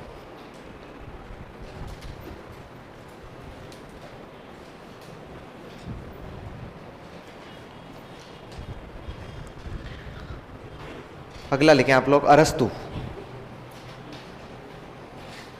अरस्तु लिखो, शिक्षा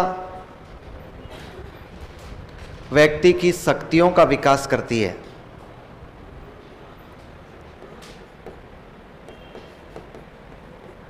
व्यक्ति की शक्तियों का विकास करती है।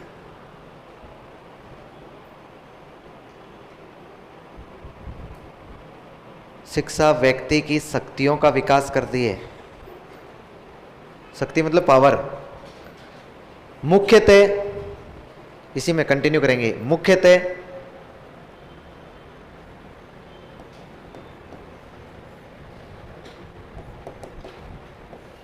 मुख्यतः मानसिक शक्तियों का विकास करती है।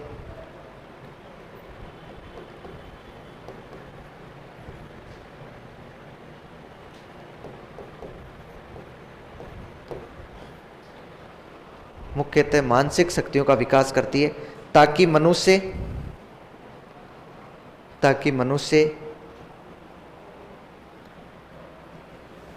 परम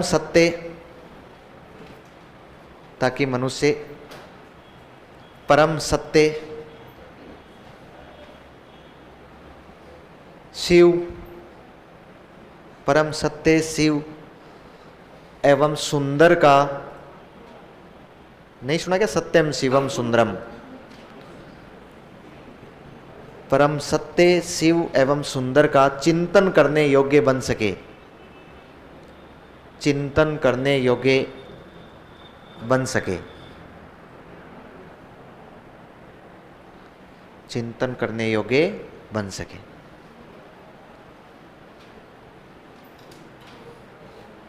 पढ़ो देखिए इस परिभाषा को क्या कह रही है।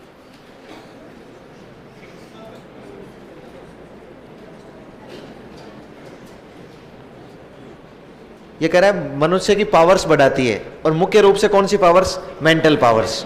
और मेंटल पावर्स बढ़ाती है ताकि मनुष्य सत्यम शिवम और सुंदरम का चिंतन करने योग्य बन सके। और इसके बिना तो मनोविज्ञान अधूरी है। क्रो एंड क्रो, ये तो हर जगह आ गया, कोई सा भी टॉपिक अछूता नहीं है इसे। Crow and crow.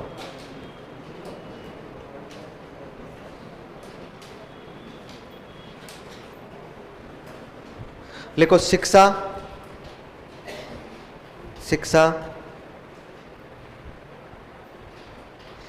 व्यक्तिकरण एवं सामाजिकरण की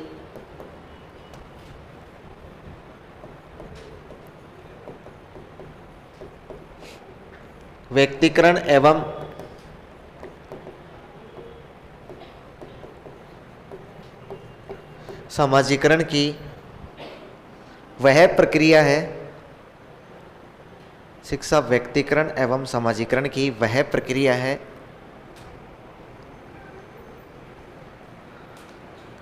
सामाजिकरण की वह प्रक्रिया है जो व्यक्ति की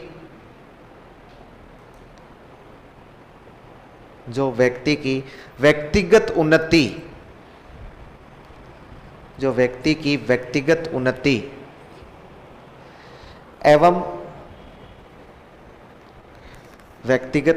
एवं समाज उपयोगिता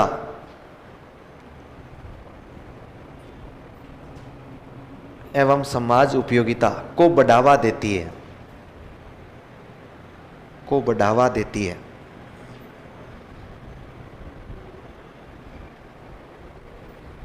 उन्नति एवं समाज उपयोगिता को बढ़ावा देती है। बात समझ पा रहे हैं क्या?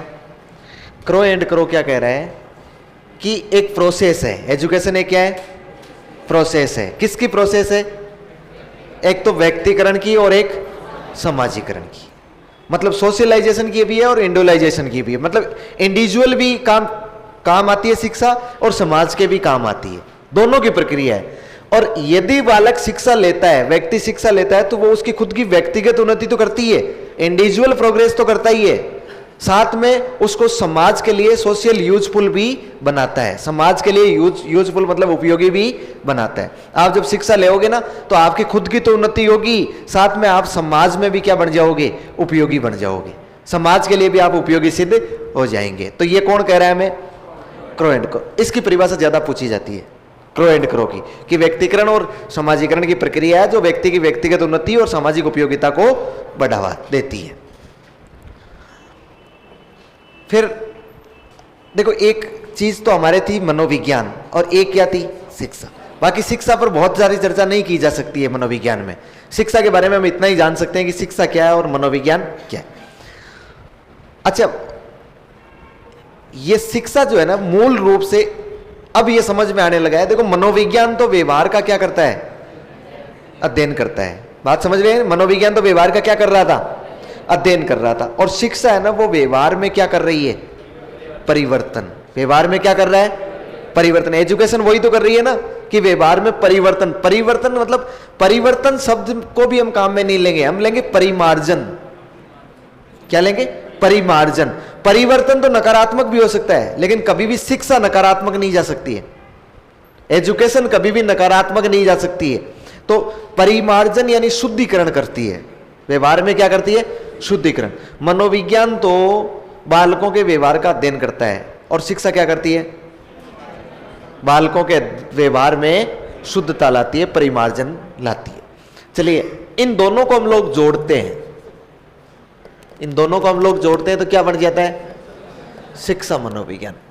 अगली अपनी स्वतंत्र हेडिंग लिखो, जैसे शिक्षा लिखा था ना वैसे ही, शिक्षा मनोविज्ञान।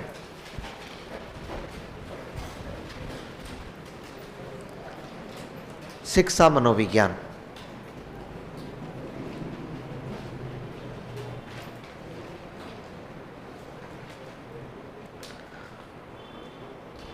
अब देखो, मुझे ऑनलाइन पहले ही सवाल पूछ लिया आते ही, बोले मनोविज्ञान और शिक्षा मनोविज्ञान में अंतर है क्या?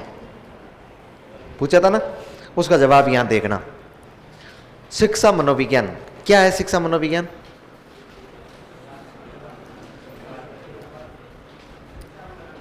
शिक्षा मनोविज्ञान और मनोविज्ञान में अंतर है क्या?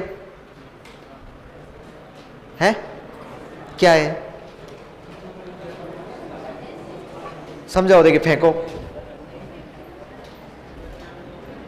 शिक्षा और शिक्षा मनोविज्ञान में अंतर है क्या? मनोविज्ञान और शिक्षा मनोविज्ञान में अंतर है क्या? हाँ, शैक्षिक प्रक्रिया में काम आती है शिक्षा मनोविज्ञान। अच्छा, इसको मैं ऐसा कह सकता हूं ना, मनोविज्ञान की बहुत सारी ब्रांचेज है। मनोविज्ञान है ना, उसकी बहुत सारी ब्रांच है, मतलब शाखाएं हैं। क्या है? शाखाएं। या मैं कह रहा हूं मनोविज्ञान कई प्रकार की होती है। यदि मनोविज्ञान के नियम और सिद्धांत हम जिस क्षेत्र में यूज ले ले, वो उसी क्षेत्र का मनोविज्ञान बन जाता है। मनोविज्ञान एक सब्जेक्ट है, उसके नियम और सिद्धांत फिक्स है। यदि उसके नियम और सिद्धांतों को हम उठा के जिस क्षेत्र में काम ले रहे हैं, वो उसी क्षेत्र का मनोविज्ञान बनेगा कि नहीं बनेगा? जैसे आपने मनोविज्ञान के नियमों और सिद्धांतों को उठा के शिक्षा के क्षेत्र में काम ले लिया तो शिक्षा मनोविज्ञान। उद्योग के क्षेत्र में काम ले लिया, औद्योगिक मनोविज्ञान। पशुओं के क्षेत्र में काम ले लिया, पशु मनोविज्ञान। बात समझ पा रहे हैं कि नहीं समझ पा रहे? किशोरों के संबंध में काम ले लिया, बूढ़े व्यक्तियों के संबंध में काम ले लिया, बूढ़ा मनोविज्ञान नहीं, वृद्ध मनोविज्ञान। अच्छा, मनोविज्ञान के नियमों और सिद्धांतों को वृद्ध व्यक्तियों के रूप में काम लिया तो वृद्ध मनोविज्ञान। मुझे बताइए, अच्छा जरा मनोविज्ञान कहते हैं उसे, क्या कहते हैं? जरा। जरा किसको कहते हैं? बुढ़ापे को कहते हैं ना। मैं आपको सिर्फ यही समझाना चाह रहा हूं कि शिक्षा मनोविज्ञान मनोविज्ञान की एक शाखा है। शिक्षा मनोविज्ञान मनोविज्ञान की एक शाखा है। मनोविज्ञान कब पैदा हुई? 16वीं सदी में। दर्शन शास्त्र से अलग हो रही है कि नहीं हो रही है? शिक्षा मनोविज्ञान पैदा हुई 20वीं सदी में। कब हुई है? सन 1900 में मानी जाती है। और सन 1900 का मतलब क्या हो जाएगा? मतलब ज्यादा पुरानी नहीं है ना भाई। मनोविज्ञान तो पहले पैदा हो गया, लेकिन मनोविज्ञान को शिक्षा के क्षेत्र में काम लेंगे ये तो हमने सोचा है 1900 में, सन 1900 में, मतलब आज से लगभग 125 साल पहले शिक्षा मनोविज्ञान। अच्छा, ये कहां सोचा गया? भारत में? अमेरिका में। कहां सोचा गया? अमेरिका में। इसलिए शिक्षा मनोविज्ञान अमेरिका में पैदा हुई है। और शिक्षा, इस मनोविज्ञान को शिक्षा के क्षेत्र में लाने का जो सर्वाधिक प्रयास किया गया वो थॉर्नडाइक ने किया। मनोविज्ञान के नियमों और सिद्धांतों को किस में लागू करें आप? शिक्षा में। यह सर्वाधिक प्रयास किसने किया?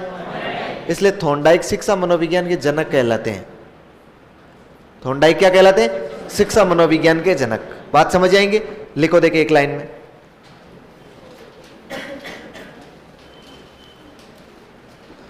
लिखो शिक्षा मनोविज्ञान, शिक्षा मनोविज्ञान,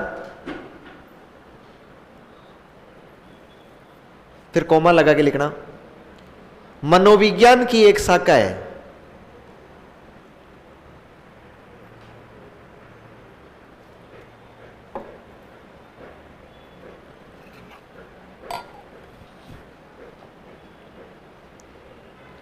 शिक्षा मनोविज्ञान मनोविज्ञान की ही एक शाखा है जो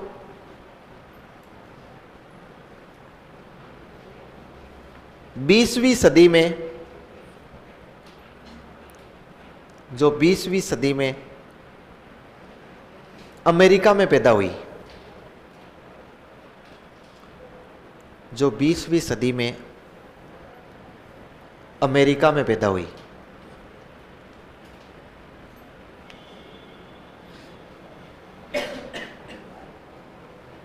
बीसवीं सदी में कहां पैदा होती है? अमेरिका में पैदा होती है। नेक्स्ट लाइन में लिखो, इसके जनक थॉर्नडाइक माने जाते हैं। इसके जनक थॉर्नडाइक माने जाते हैं।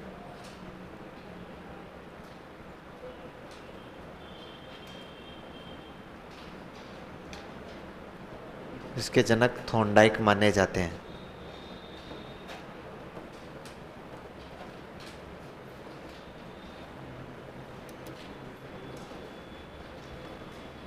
हो गया क्या?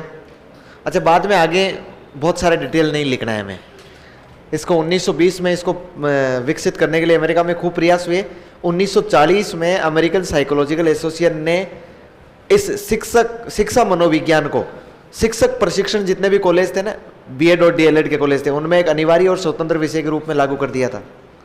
और भारत में इसका प्रचलन आज़ादी के बाद हुआ है।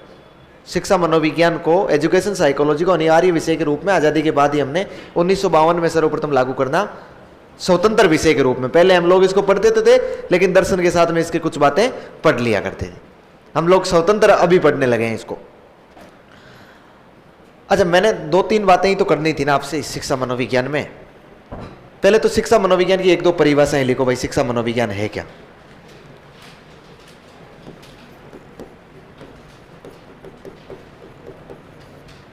कोल्सनिक,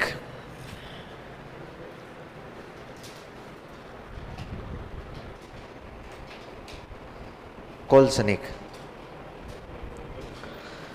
लिखो, मनोविज्ञान के नियमों,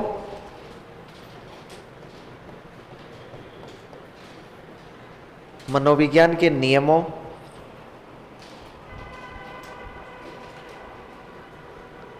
एवं सिद्धांतों का, मनोविज्ञान के नियमों एवं सिद्धांतों का शिक्षा के क्षेत्र में प्रयोग करना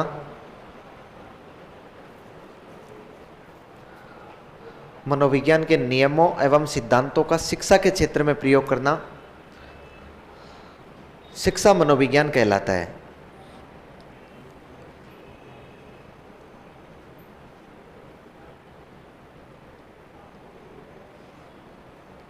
मनोविज्ञान के नियमों एवं सिद्धांतों का शिक्षा के क्षेत्र में प्रयोग करना शिक्षा मनोविज्ञान कहलाता है। हो गया? एक लिखो स्किनर।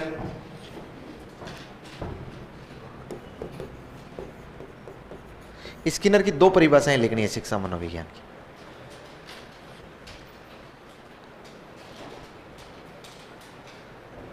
की। स्किनर में लिखो, शैक्षणिक परिस्थितियों में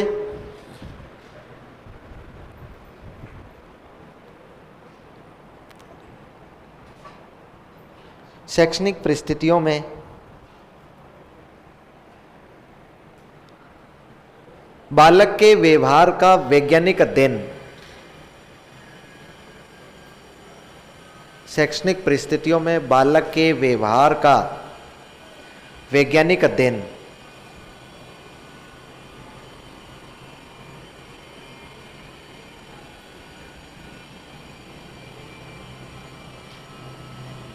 बालक के व्यवहार का वैज्ञानिक अध्ययन शिक्षा मनोविज्ञान है।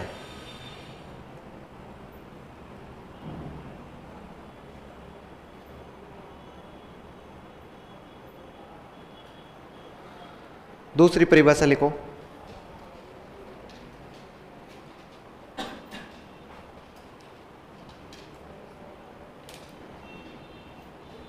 शिक्षा मनोविज्ञान का संबंध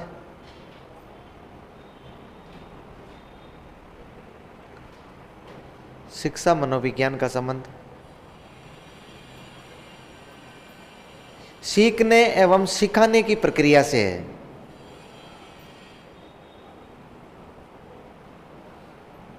शिक्षा मनोविज्ञान का संबंध सीखने एवं सिखाने की प्रक्रिया से है।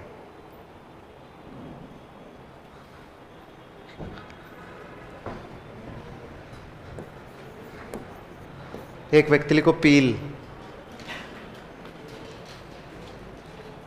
पील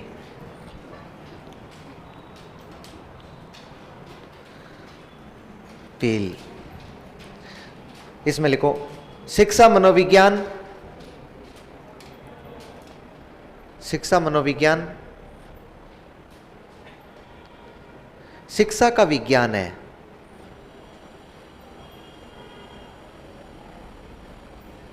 शिक्षा मनोविज्ञान शिक्षा का विज्ञान है।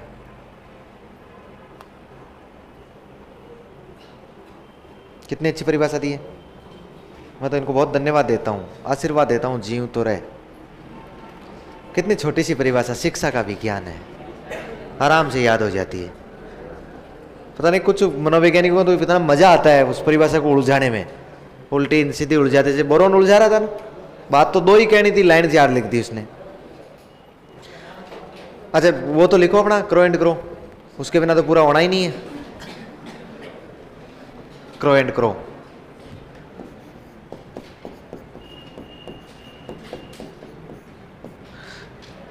लिखो।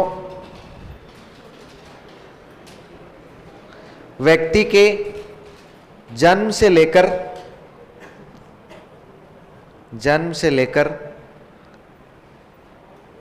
वृद्धावस्था तक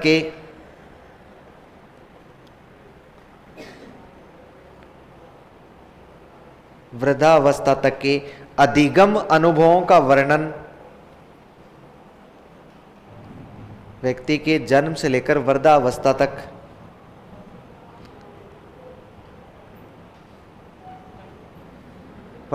तक अधिगम अनुभवों का वर्णन।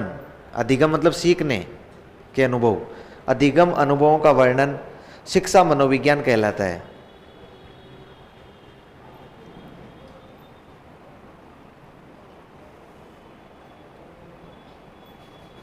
अधिगम अनुभवों का वर्णन शिक्षा मनोविज्ञान कहलाता है।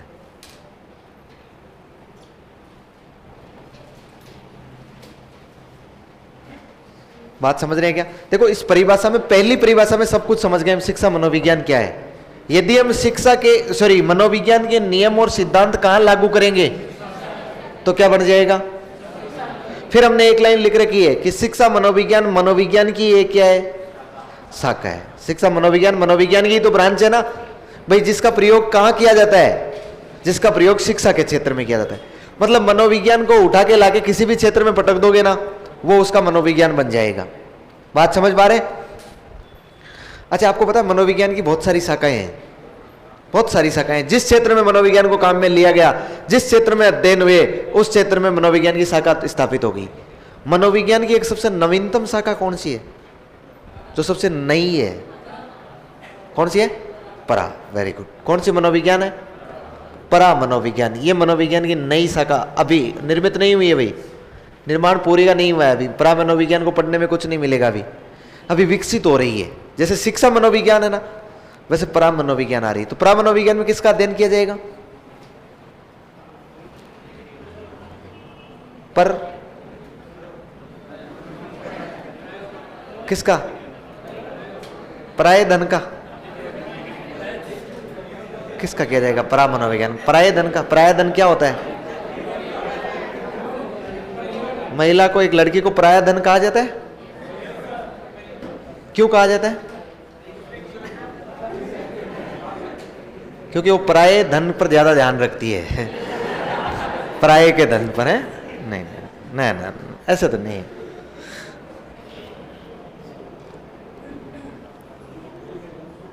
अच्छा, कहते हैं ना हस्बैंड का मतलब क्या होता है? हाँ, जिसका पूरी उम्र हंस हंस के पत्नी बैंड बजाती हो, वो क्या कहलाता है? हस्बैंड। लेकिन मैं तो परा मनोविज्ञान की बात कर रहा हूं। परियों का दिन, जय हो। कितना सुंदर सा शब्द लगता है ना, जैसे ऐसा लगता है जैसे बीच में बैठे हो गद्दी पर, चारों ओर परियां पेक लिए खड़ी हो, बोले विस्की लोगे ये हैं। ओहो, इंद्र भगवान की सी फीलिंग आती है। अनसुलझी गुत्थियों का अध्ययन किया जाता है। अनसुलझी गुत्थियां, एक ही बात है। कभी सुलझ ही नहीं पाए ऐसी गुत्थियां, जैसे भूत प्रेत, जादू टोना टोटका। ये अनसुलझी गुत्थियां है कि नहीं है? आज तक हम क्या एक निष्कर्ष पर पहुंच पाए क्या? भूत प्रेत क्या होता है, जादू टोना टोटका होता है कि नहीं होता है, तांत्रिक शक्ति होती है कि नहीं हो सकती है, आत्मा परमात्मा होता है कि नहीं होता है? ये सारी की सारी अनसुलझी गुत्थियां हैं। इन पर अध्ययन चल रहा है। किस में चल रहा है? परा मनोविज्ञान में। और थोड़े दिनों में परा मनोविज्ञान आपके सामने उपस्थित होगी और फिर वो बता देगी क्या है। वही बताएगी या नहीं बता पाएगी? देखो, बता पाए नहीं बता पाए वो अलग बात है, लेकिन वो प्रयोग किया जा रहा है। मतलब वर्तमान में परा मनोविज्ञान सबसे नवीनतम सब्जेक्ट है। कहीं साइड में ऊपर लिखना चाहो तो लिख लो, मनोविज्ञान की सबसे नवीनतम शाखा परा मनोविज्ञान है।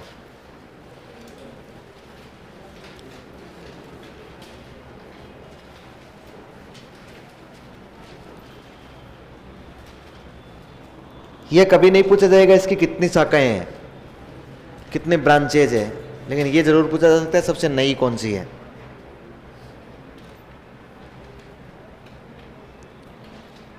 सबसे नवीनतम शाखा कौन सी है? परा मनोविज्ञान। और किसका अध्ययन किया जाएगा? बस इतना सा लिख लो, भूत प्रेत, समझ जाएंगे आप। भूत प्रेत का अध्ययन होगा। अच्छा, भूत होता है क्या? होता है? जादू टोना टोटका होता है क्या? देखो, यही तो अनसुलझी रह गई ना। आधे लोग कह रहे हैं हाँ, आधे लोग कह रहे हैं ना। इसका ही समाधान करना है इसके अंतर्गत। हो गया? हम क्या पढ़ रहे हैं? शिक्षा मनोविज्ञान। हम लोग क्या पढ़ रहे हैं? शिक्षा मनोविज्ञान।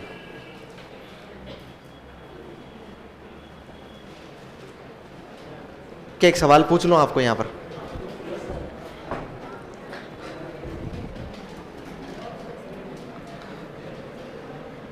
सवाल लिख ही लो आप, यहीं यहीं एक सवाल लिखो, अलग से क्वेश्चन लिखो।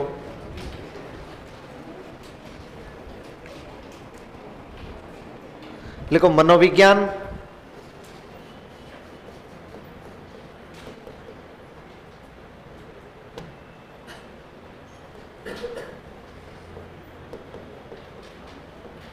मनोविज्ञान।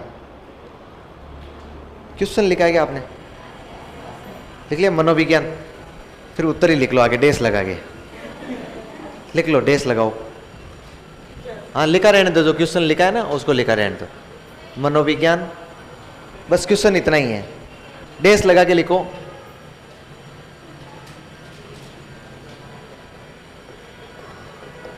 व्यवहार का अध्ययन, ये इसका उत्तर हो जाएगा। व्यवहार का अध्ययन।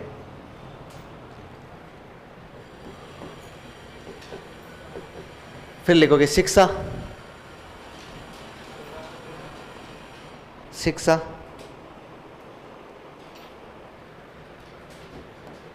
क्या करता है? व्यवहार का परिमार्जन, या फिर जिसे कहे तो व्यवहार का शुद्धिकरण। व्यवहार का परिमार्जन या व्यवहार का शुद्धिकरण।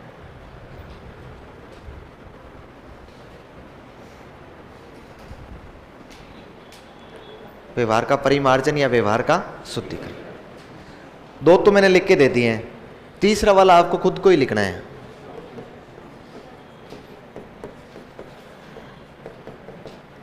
शिक्षा मनोविज्ञान।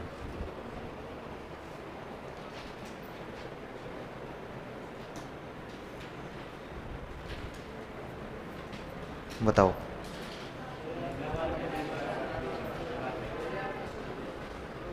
व्यवहार का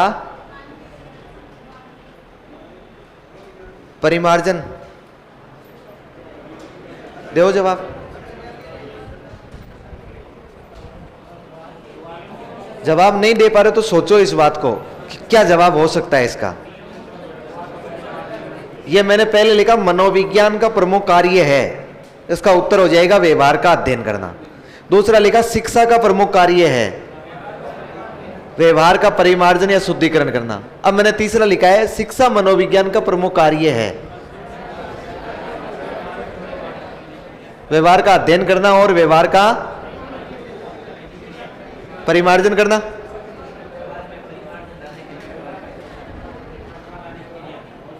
इन्होंने बिल्कुल सही बताया है। हाँ ये कह रहे हैं व्यवहार के परिमार्जन करने के लिए व्यवहार का अध्ययन। सहमत है क्या आप? व्यवहार के परिमार्जन करने के लिए, यदि मैं मेरी शक्ल को बिगाड़ता नहीं ना तो आप सहमत हो जाते। फिर मैंने कहा व्यवहार का परिमार्जन करने के लिए व्यवहार का अध्ययन, आप सहमत नहीं हुए। यही मनोविज्ञान है, जबकि इन्होंने बिल्कुल सही बताया। बिल्कुल सही है। शिक्षा मनोविज्ञान शिक्षा नहीं है, शिक्षा मनोविज्ञान मनोविज्ञान है। इस बात को समझिएगा। यहां से दो सवाल हल होंगे आपके। शिक्षा मनोविज्ञान शिक्षा नहीं है, शिक्षा मनोविज्ञान क्या है?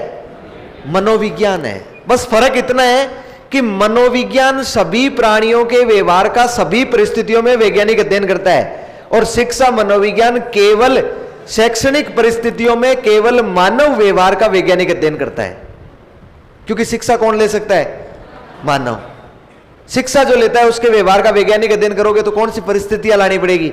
शैक्षणिक। बालक है, उस बालक के शिक्षा के संबंध में व्यवहार का अध्ययन करोगे तो क्या वो खेत में काम कर रहा है उस समय हो जाएगा क्या? परिस्थितियां कौन सी होनी चाहिए? शैक्षणिक होनी चाहिए। मैं कह रहा हूं कि मनोविज्ञान प्रत्येक प्राणी के व्यवहार का प्रत्येक परिस्थिति में वैज्ञानिक अध्ययन करता है, लेकिन शिक्षा मनोविज्ञान केवल बालकों का या केवल व्यक्तियों का केवल शैक्षणिक परिस्थितियों में व्यवहार का वैज्ञानिक अध्ययन करता है, परिमार्जन नहीं करता है। फिर बात नहीं समझ में आई। क्या करेगा? शिक्षा क्या होगी? मनोविज्ञान क्या होगी और शिक्षा मनोविज्ञान क्या होगी। मैं आपको यह कह रहा हूं कि शिक्षा मनोविज्ञान है ना, यह शिक्षा नहीं है, एजुकेशन नहीं है, यह क्या है, मनोविज्ञान है। अंतर सिर्फ इतना सा है कि यह केवल किसके क्षेत्र में काम ली जा रही है, शिक्षा के क्षेत्र में काम में ली जा रही है। देखो, मनोविज्ञान का काम होता है व्यवहार का अध्ययन करना और शिक्षा का काम होता है व्यवहार में शुद्धिकरण करना, व्यवहार का परिमार्जन। आप याद करके देखिए, हम बालक को शिक्षा देते हैं और शिक्षा के बाद व्यक्ति बालक हमेशा सभ्य होता है। शिक्षा के बाद उसके व्यवहार में शिक्षा क्यों देते हैं? वो यदि चोरी कर रहा है उसको हम शिक्षा देते हैं तो उस चोरी वाले व्यवहार में क्या कर लेगा, वो परिमार्जन कर लेगा। बात समझ में आ रही है? यदि शिक्षा मनोविज्ञान व्यवहार में परिमार्जन करता नहीं है, केवल व्यवहार का अध्ययन करता है। यदि शिक्षा मनोविज्ञान व्यवहार का अध्ययन करता, व्यवहार का परिमार्जन करता, शुद्धिकरण करता, तो हम पहली क्लास से बालकों को शिक्षा मनोविज्ञान पढ़ाते। बात समझ पा रहे हैं क्या? शिक्षा मनोविज्ञान किसको पढ़ा रहे हैं हम? टीचर को पढ़ा रहे हैं, शिक्षक को पढ़ा रहे हैं। देखिए, वास्तव में हुआ क्या? वास्तव में यह हुआ कि अपने यहां पर तो शिक्षा का नामो निशान नहीं था भाई। अपने तो वो गुरुकुल वाली शिक्षा पहले चली थी, कोई अलग बात थी। बाकी उसके बाद में मध्यकाल में आके शिक्षा का बिल्कुल पतन हो गया था, दमन हो गया था, कोई लेना देना नहीं था अपने को शिक्षा का। स्कूल क्या होता है ये हमें नहीं पता है। हमसे पहले यूरोपीय देशों में शिक्षा फैलने लगी थी, शिक्षा का विस्तार हुआ, शिक्षा की शुरुआत हुई। कौन सी शिक्षा? औपचारिक शिक्षा की बात कर रहा हूं मैं। फ्रांस में सबसे पहले आपको पता हो तो देखो, बुद्धि के परीक्षण वगैरह बनाए गए थे, शिक्षा चली वहां पर। एक क्लास में 50 स्टूडेंट बैठे हैं, एक टीचर उनको पढ़ा रहा है। ध्यान से समझना, हमें क्यों जरूरत पड़ी शिक्षा मनोविज्ञान की। 50 स्टूडेंट बैठे, एक टीचर पढ़ा रहा है और वो टीचर सबको समान तरीके से पढ़ा रहा है। वो वही शिक्षण विधि यूज ले रहा है जो इसके लिए काम आएगी, वो इसके लिए काम आ रही है। एक तरीके से पढ़ा रहा है, एक समय में पढ़ा रहा है, एक जितना पढ़ा रहा है। लेकिन फिर भी जब रिजल्ट आता है ना, तो रिजल्ट में एक बच्चा बहुत टॉपर चला जाता है, एक बच्चा बहुत लोअर रह जाता है, कुछ बच्चे मीडियम रह जाते हैं, कुछ बच्चे मीडियम से अपर रह जाते हैं, एबव होते हैं। ऐसा क्यों होता है? क्योंकि क्लास में नींद आती है। क्या होता है? और नींद लेना मना है, मना नहीं, नींद लेना गुनाह है। क्या है? मुझे पता है, हल्के हल्के ये पंखे चल रहे हैं, ठंडी ठंडी हवा आ रही है, इधर बोले बकवास करने दे, इसको कर रहा है जितनी, अपने तो एक नींद निकाल ले ढंग की सीख। तुम पढ़ लो रे, तुम्हारा ही भला है, मेरा कोई भला नहीं है इसमें। मेरा तो इसमें भला है कि तुम नहीं पढ़ो, ताकि अगली बार और आओ, ताकि हमारा धंधा चलता रहे। हमारा तो इसमें भला है, हमारा इसमें कतई भला नहीं है कि आप पढ़ के नौकरी लग जाओ। सिर्फ कहने की बातें हैं। हम तो यही चाहते हैं कम से कम नौकरी लगे, ताकि दूसरी बार फिर आए यहां। ये मनोविज्ञान ही तो है। चलिए छोड़िए उन बातों को, मैं क्या समझा रहा हूं आपको। मैं कह रहा हूं कि यूरोपीय जो देश थे उनमें शिक्षा चली, औपचारिक शिक्षा। एक क्लास में एक टीचर 50 स्टूडेंट को पढ़ाता, रिजल्ट देखता, भिन्न भिन्न आता, रिजल्ट अलग अलग आता। क्या कारण हो सकता है? वो लोग चिंतित हो गए बड़े, क्योंकि उस समय बुद्धि नहीं आया था भाई। बुद्धि नामक शब्द ही नहीं था उस समय। बुद्धि तो अभी आया 1885 में। मुझे लगता है 140 साल पहले बुद्धि आई है। इससे पहले वाले लोगों की बुद्धि नहीं थी। बुद्धि तो थी, लेकिन ये इसको बुद्धि कहते हैं ये हमें पता नहीं था। अब उन्होंने कहा यार क्या कारण हो सकता है ऐसा। वो उन बच्चों को जो निम्न आते थे उनको ढंग से डंडा लेके ढंग से पीटते थे। बोले तुम पढ़ते नहीं हो। आज भी पीटते हैं, बोले तुम पढ़ते नहीं हो। उन पर लांछन लगाते हैं। मनोविज्ञान पढ़ते नहीं है हम लोग केवल उन पर लांछन लगाते हैं कि ये तू पढ़ता नहीं है। और जो सबसे इंटेलिजेंट होता है ना, जो सबसे नंबर 1 पर आता है, उसके साथ तुलना करते हैं। बोले वही 2 रोटी खाता है, तू भी 2 रोटी खाता है, तो इससे ज्यादा खाता है, तेरे दिमाग में क्या गोबर भरा हुआ है क्या, तू पढ़ क्यों नहीं रहा है। ऐसी ऐसी बातें उसको सुनाते हैं। चूंकि हम लोग नहीं समझ पा रहे हैं इस बात को। देखिए, तो उन लोगों ने कहा कि एक काम कीजिए, ये बात आपको कौन बता सकता है कि इसके परिणाम कम क्यों आया, इसके ज्यादा नंबर क्यों आए, ये ज्यादा क्यों सीख गया, ये कम क्यों सीखा, ये बात कौन समझा सकता है। तो किसी ने बताया कि ये बात मनोवैज्ञानिक समझा सकता है। अच्छा, बोले मनोवैज्ञानिक कौन है? तो फिर उन्होंने नाम बताए उस टाइम के, फ्रांसिस गाल्टनर, अल्फ्रेड विनेर, साइमनर, ऐसे नाम बताए उन्होंने। बोला अच्छा ये मनोवैज्ञानिक है, ये बता देंगे ना हमें। वो लोग दौड़े दौड़े गए मनोवैज्ञानिक के पास और बोले तुम बताओ। मनोवैज्ञानिक आए और आकर उन्होंने परीक्षण किया और फिर कहा कि ये मंदबुद्धि है, ये एवरेज बुद्धि है, ये प्रतिभाशाली है, ये सृजनशील है, इसको पढ़ाने के लिए इस शिक्षण विधि को काम में लिया जाना चाहिए, इसको पढ़ाने के लिए इस शिक्षण विधि का काम में लिया जाना चाहिए। अलग अलग शिक्षण विधियां बता दी उन्होंने, अलग अलग वर्ग बता दी, कैटेगरी बता दी। टीचर को याद नहीं रही। टीचर ने कहा भाई मुझे तो कैसे याद रहेगी पढ़ाने वाले को। तो फिर कहा कि एक एक क्लास में एक एक मनोवैज्ञानिक नियुक्त किया जाए। एक टीचर पढ़ाएगा, मनोवैज्ञानिक बेटा रहेगा, मनोवैज्ञानिक पूरा अध्ययन करेगा, अध्ययन करके फिर उस टीचर को कहेगा कि इस तरीके से पढ़ा। मुझे बताइए शिक्षा मनोविज्ञान ही तो काम में ली जा रही है ना। शिक्षा की परिस्थितियों में बालकों के व्यवहार का वैज्ञानिक अध्ययन ही तो कर रहा है ना वो बेटा। शिक्षा तो नहीं दे रहा है ना। फिर देखिए पहली बात तो ये कि भाई खर्चा टीचर के लिए ही नहीं है, पेमेंट उस मनोवैज्ञानिक को कहां से दें? एक क्लास में 2 टीचर कैसे लगाए, एक मनोवैज्ञानिक और एक शिक्षक? फिर दूसरी बात, जो रिजल्ट वो देख पा रहा है मनोवैज्ञानिक, क्या वो रिजल्ट उसको समझा पा रहा है? क्या जो बात वो समझाना चाहता है उसके अनुसार वो अपने आप को बदल रहा है क्या टीचर? भिन्नता आ जाएगी कि नहीं आ जाएगी? भाई बीच में एक वाया होने से डिफरेंस आ जाता है कि नहीं आ जाता है बातों में? तो फिर कहा क्यों नहीं यार इस शिक्षक को ही मनोवैज्ञानिक बना दो। क्या कर दिया जाए? शिक्षक को ही मनोवैज्ञानिक बना दिया जाए, ताकि शिक्षक शिक्षा के क्षेत्र में बालकों के व्यवहार का वैज्ञानिक अध्ययन कर लेगा और वैज्ञानिक अध्ययन करके फिर उन्हें क्या देगा? शिक्षा देगा, जिस अनुसार उन्हें आवश्यकता होगी। और शिक्षा देगा तो उनके व्यवहार में क्या आ जाएगा? परिमार्जन आ जाएगा। परिमार्जन शिक्षा मनोविज्ञान से नहीं आया है। किससे आया है? शिक्षा से आया है। व्यवहार में परिवर्तन किससे आया है? शिक्षा से आया है। और जो कक्ष में शिक्षक उन बालकों के व्यवहार का अध्ययन करता है उसको सिखाया जाता है शिक्षा मनोविज्ञान नामक सब्जेक्ट में कि आपको कैसे अध्ययन करना है, आपको बालकों के व्यवहार का अध्ययन कैसे करना है। ये किस में सिखाया जाता है?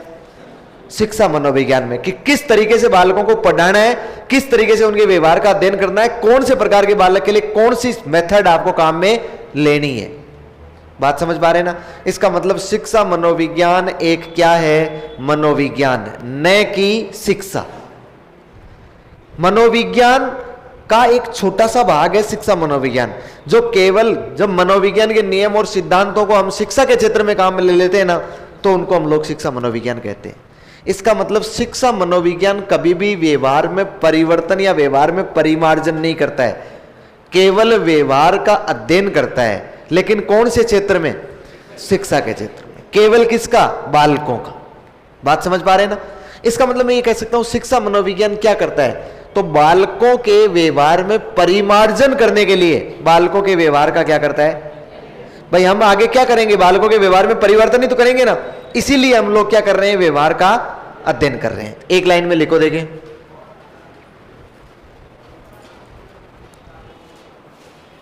लिखो, व्यवहार में परिमार्जन करने हेतु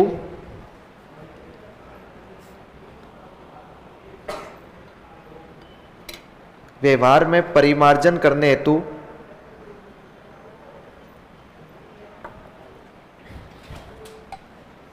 व्यवहार का अध्ययन करना।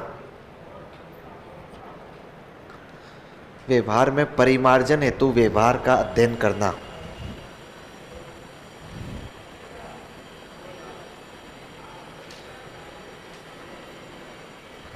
परिमार्जन करने हेतु व्यवहार का अध्ययन करना। हो गया? फिर नीचे नोट लगाए, एक लाइन लिखो,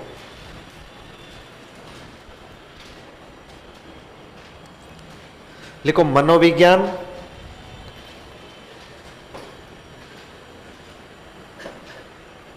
मनोविज्ञान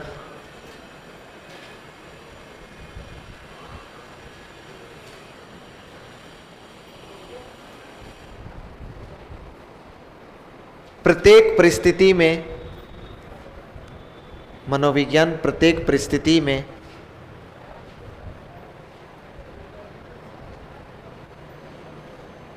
सभी प्राणियों के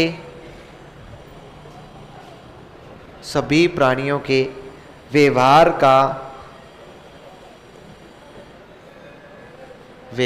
का वैज्ञानिक अध्ययन करता है।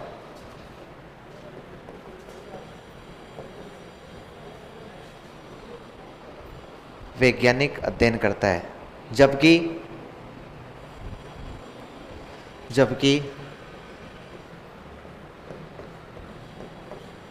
शिक्षा मनोविज्ञान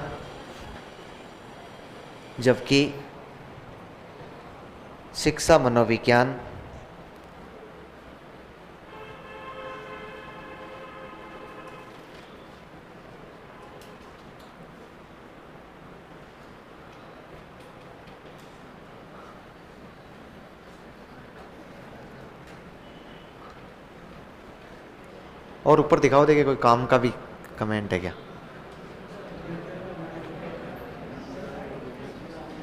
थोड़ा सा एक मुझे पूछा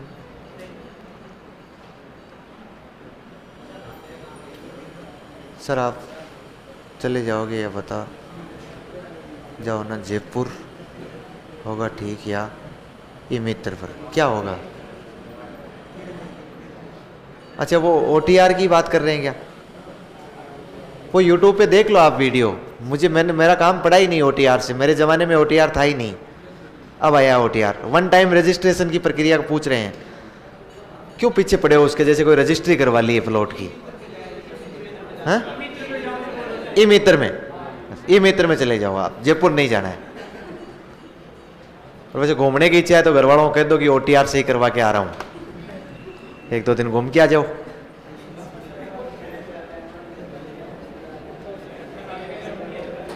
बस लिखिए क्या लिखा है?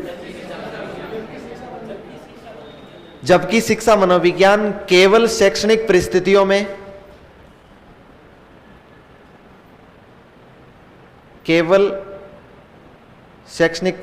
में केवल मनुष्य प्राणियों के व्यवहार का वैज्ञानिक अध्ययन करता है।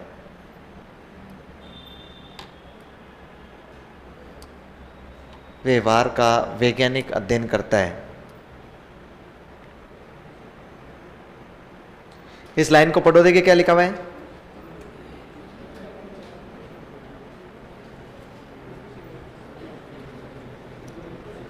इस बात को समझ जाओगे ना, दोनों ही अध्ययन है, चाहे मनोविज्ञान की बात करें चाहे शिक्षा मनोविज्ञान की। मनोविज्ञान सब प्राणियों का सब क्षेत्रों में, और शिक्षा मनोविज्ञान केवल शिक्षा के क्षेत्र में केवल मनुष्य प्राणियों का अध्ययन करता है। बस इतना सा अंतर है। टाइम हो गया क्या? Very good. आगे की चीजें कल पढ़ेंगे, है ना। कल इसको थोड़ा सीख रहा है, कंप्लीट करके फिर आगे बढ़ेंगे।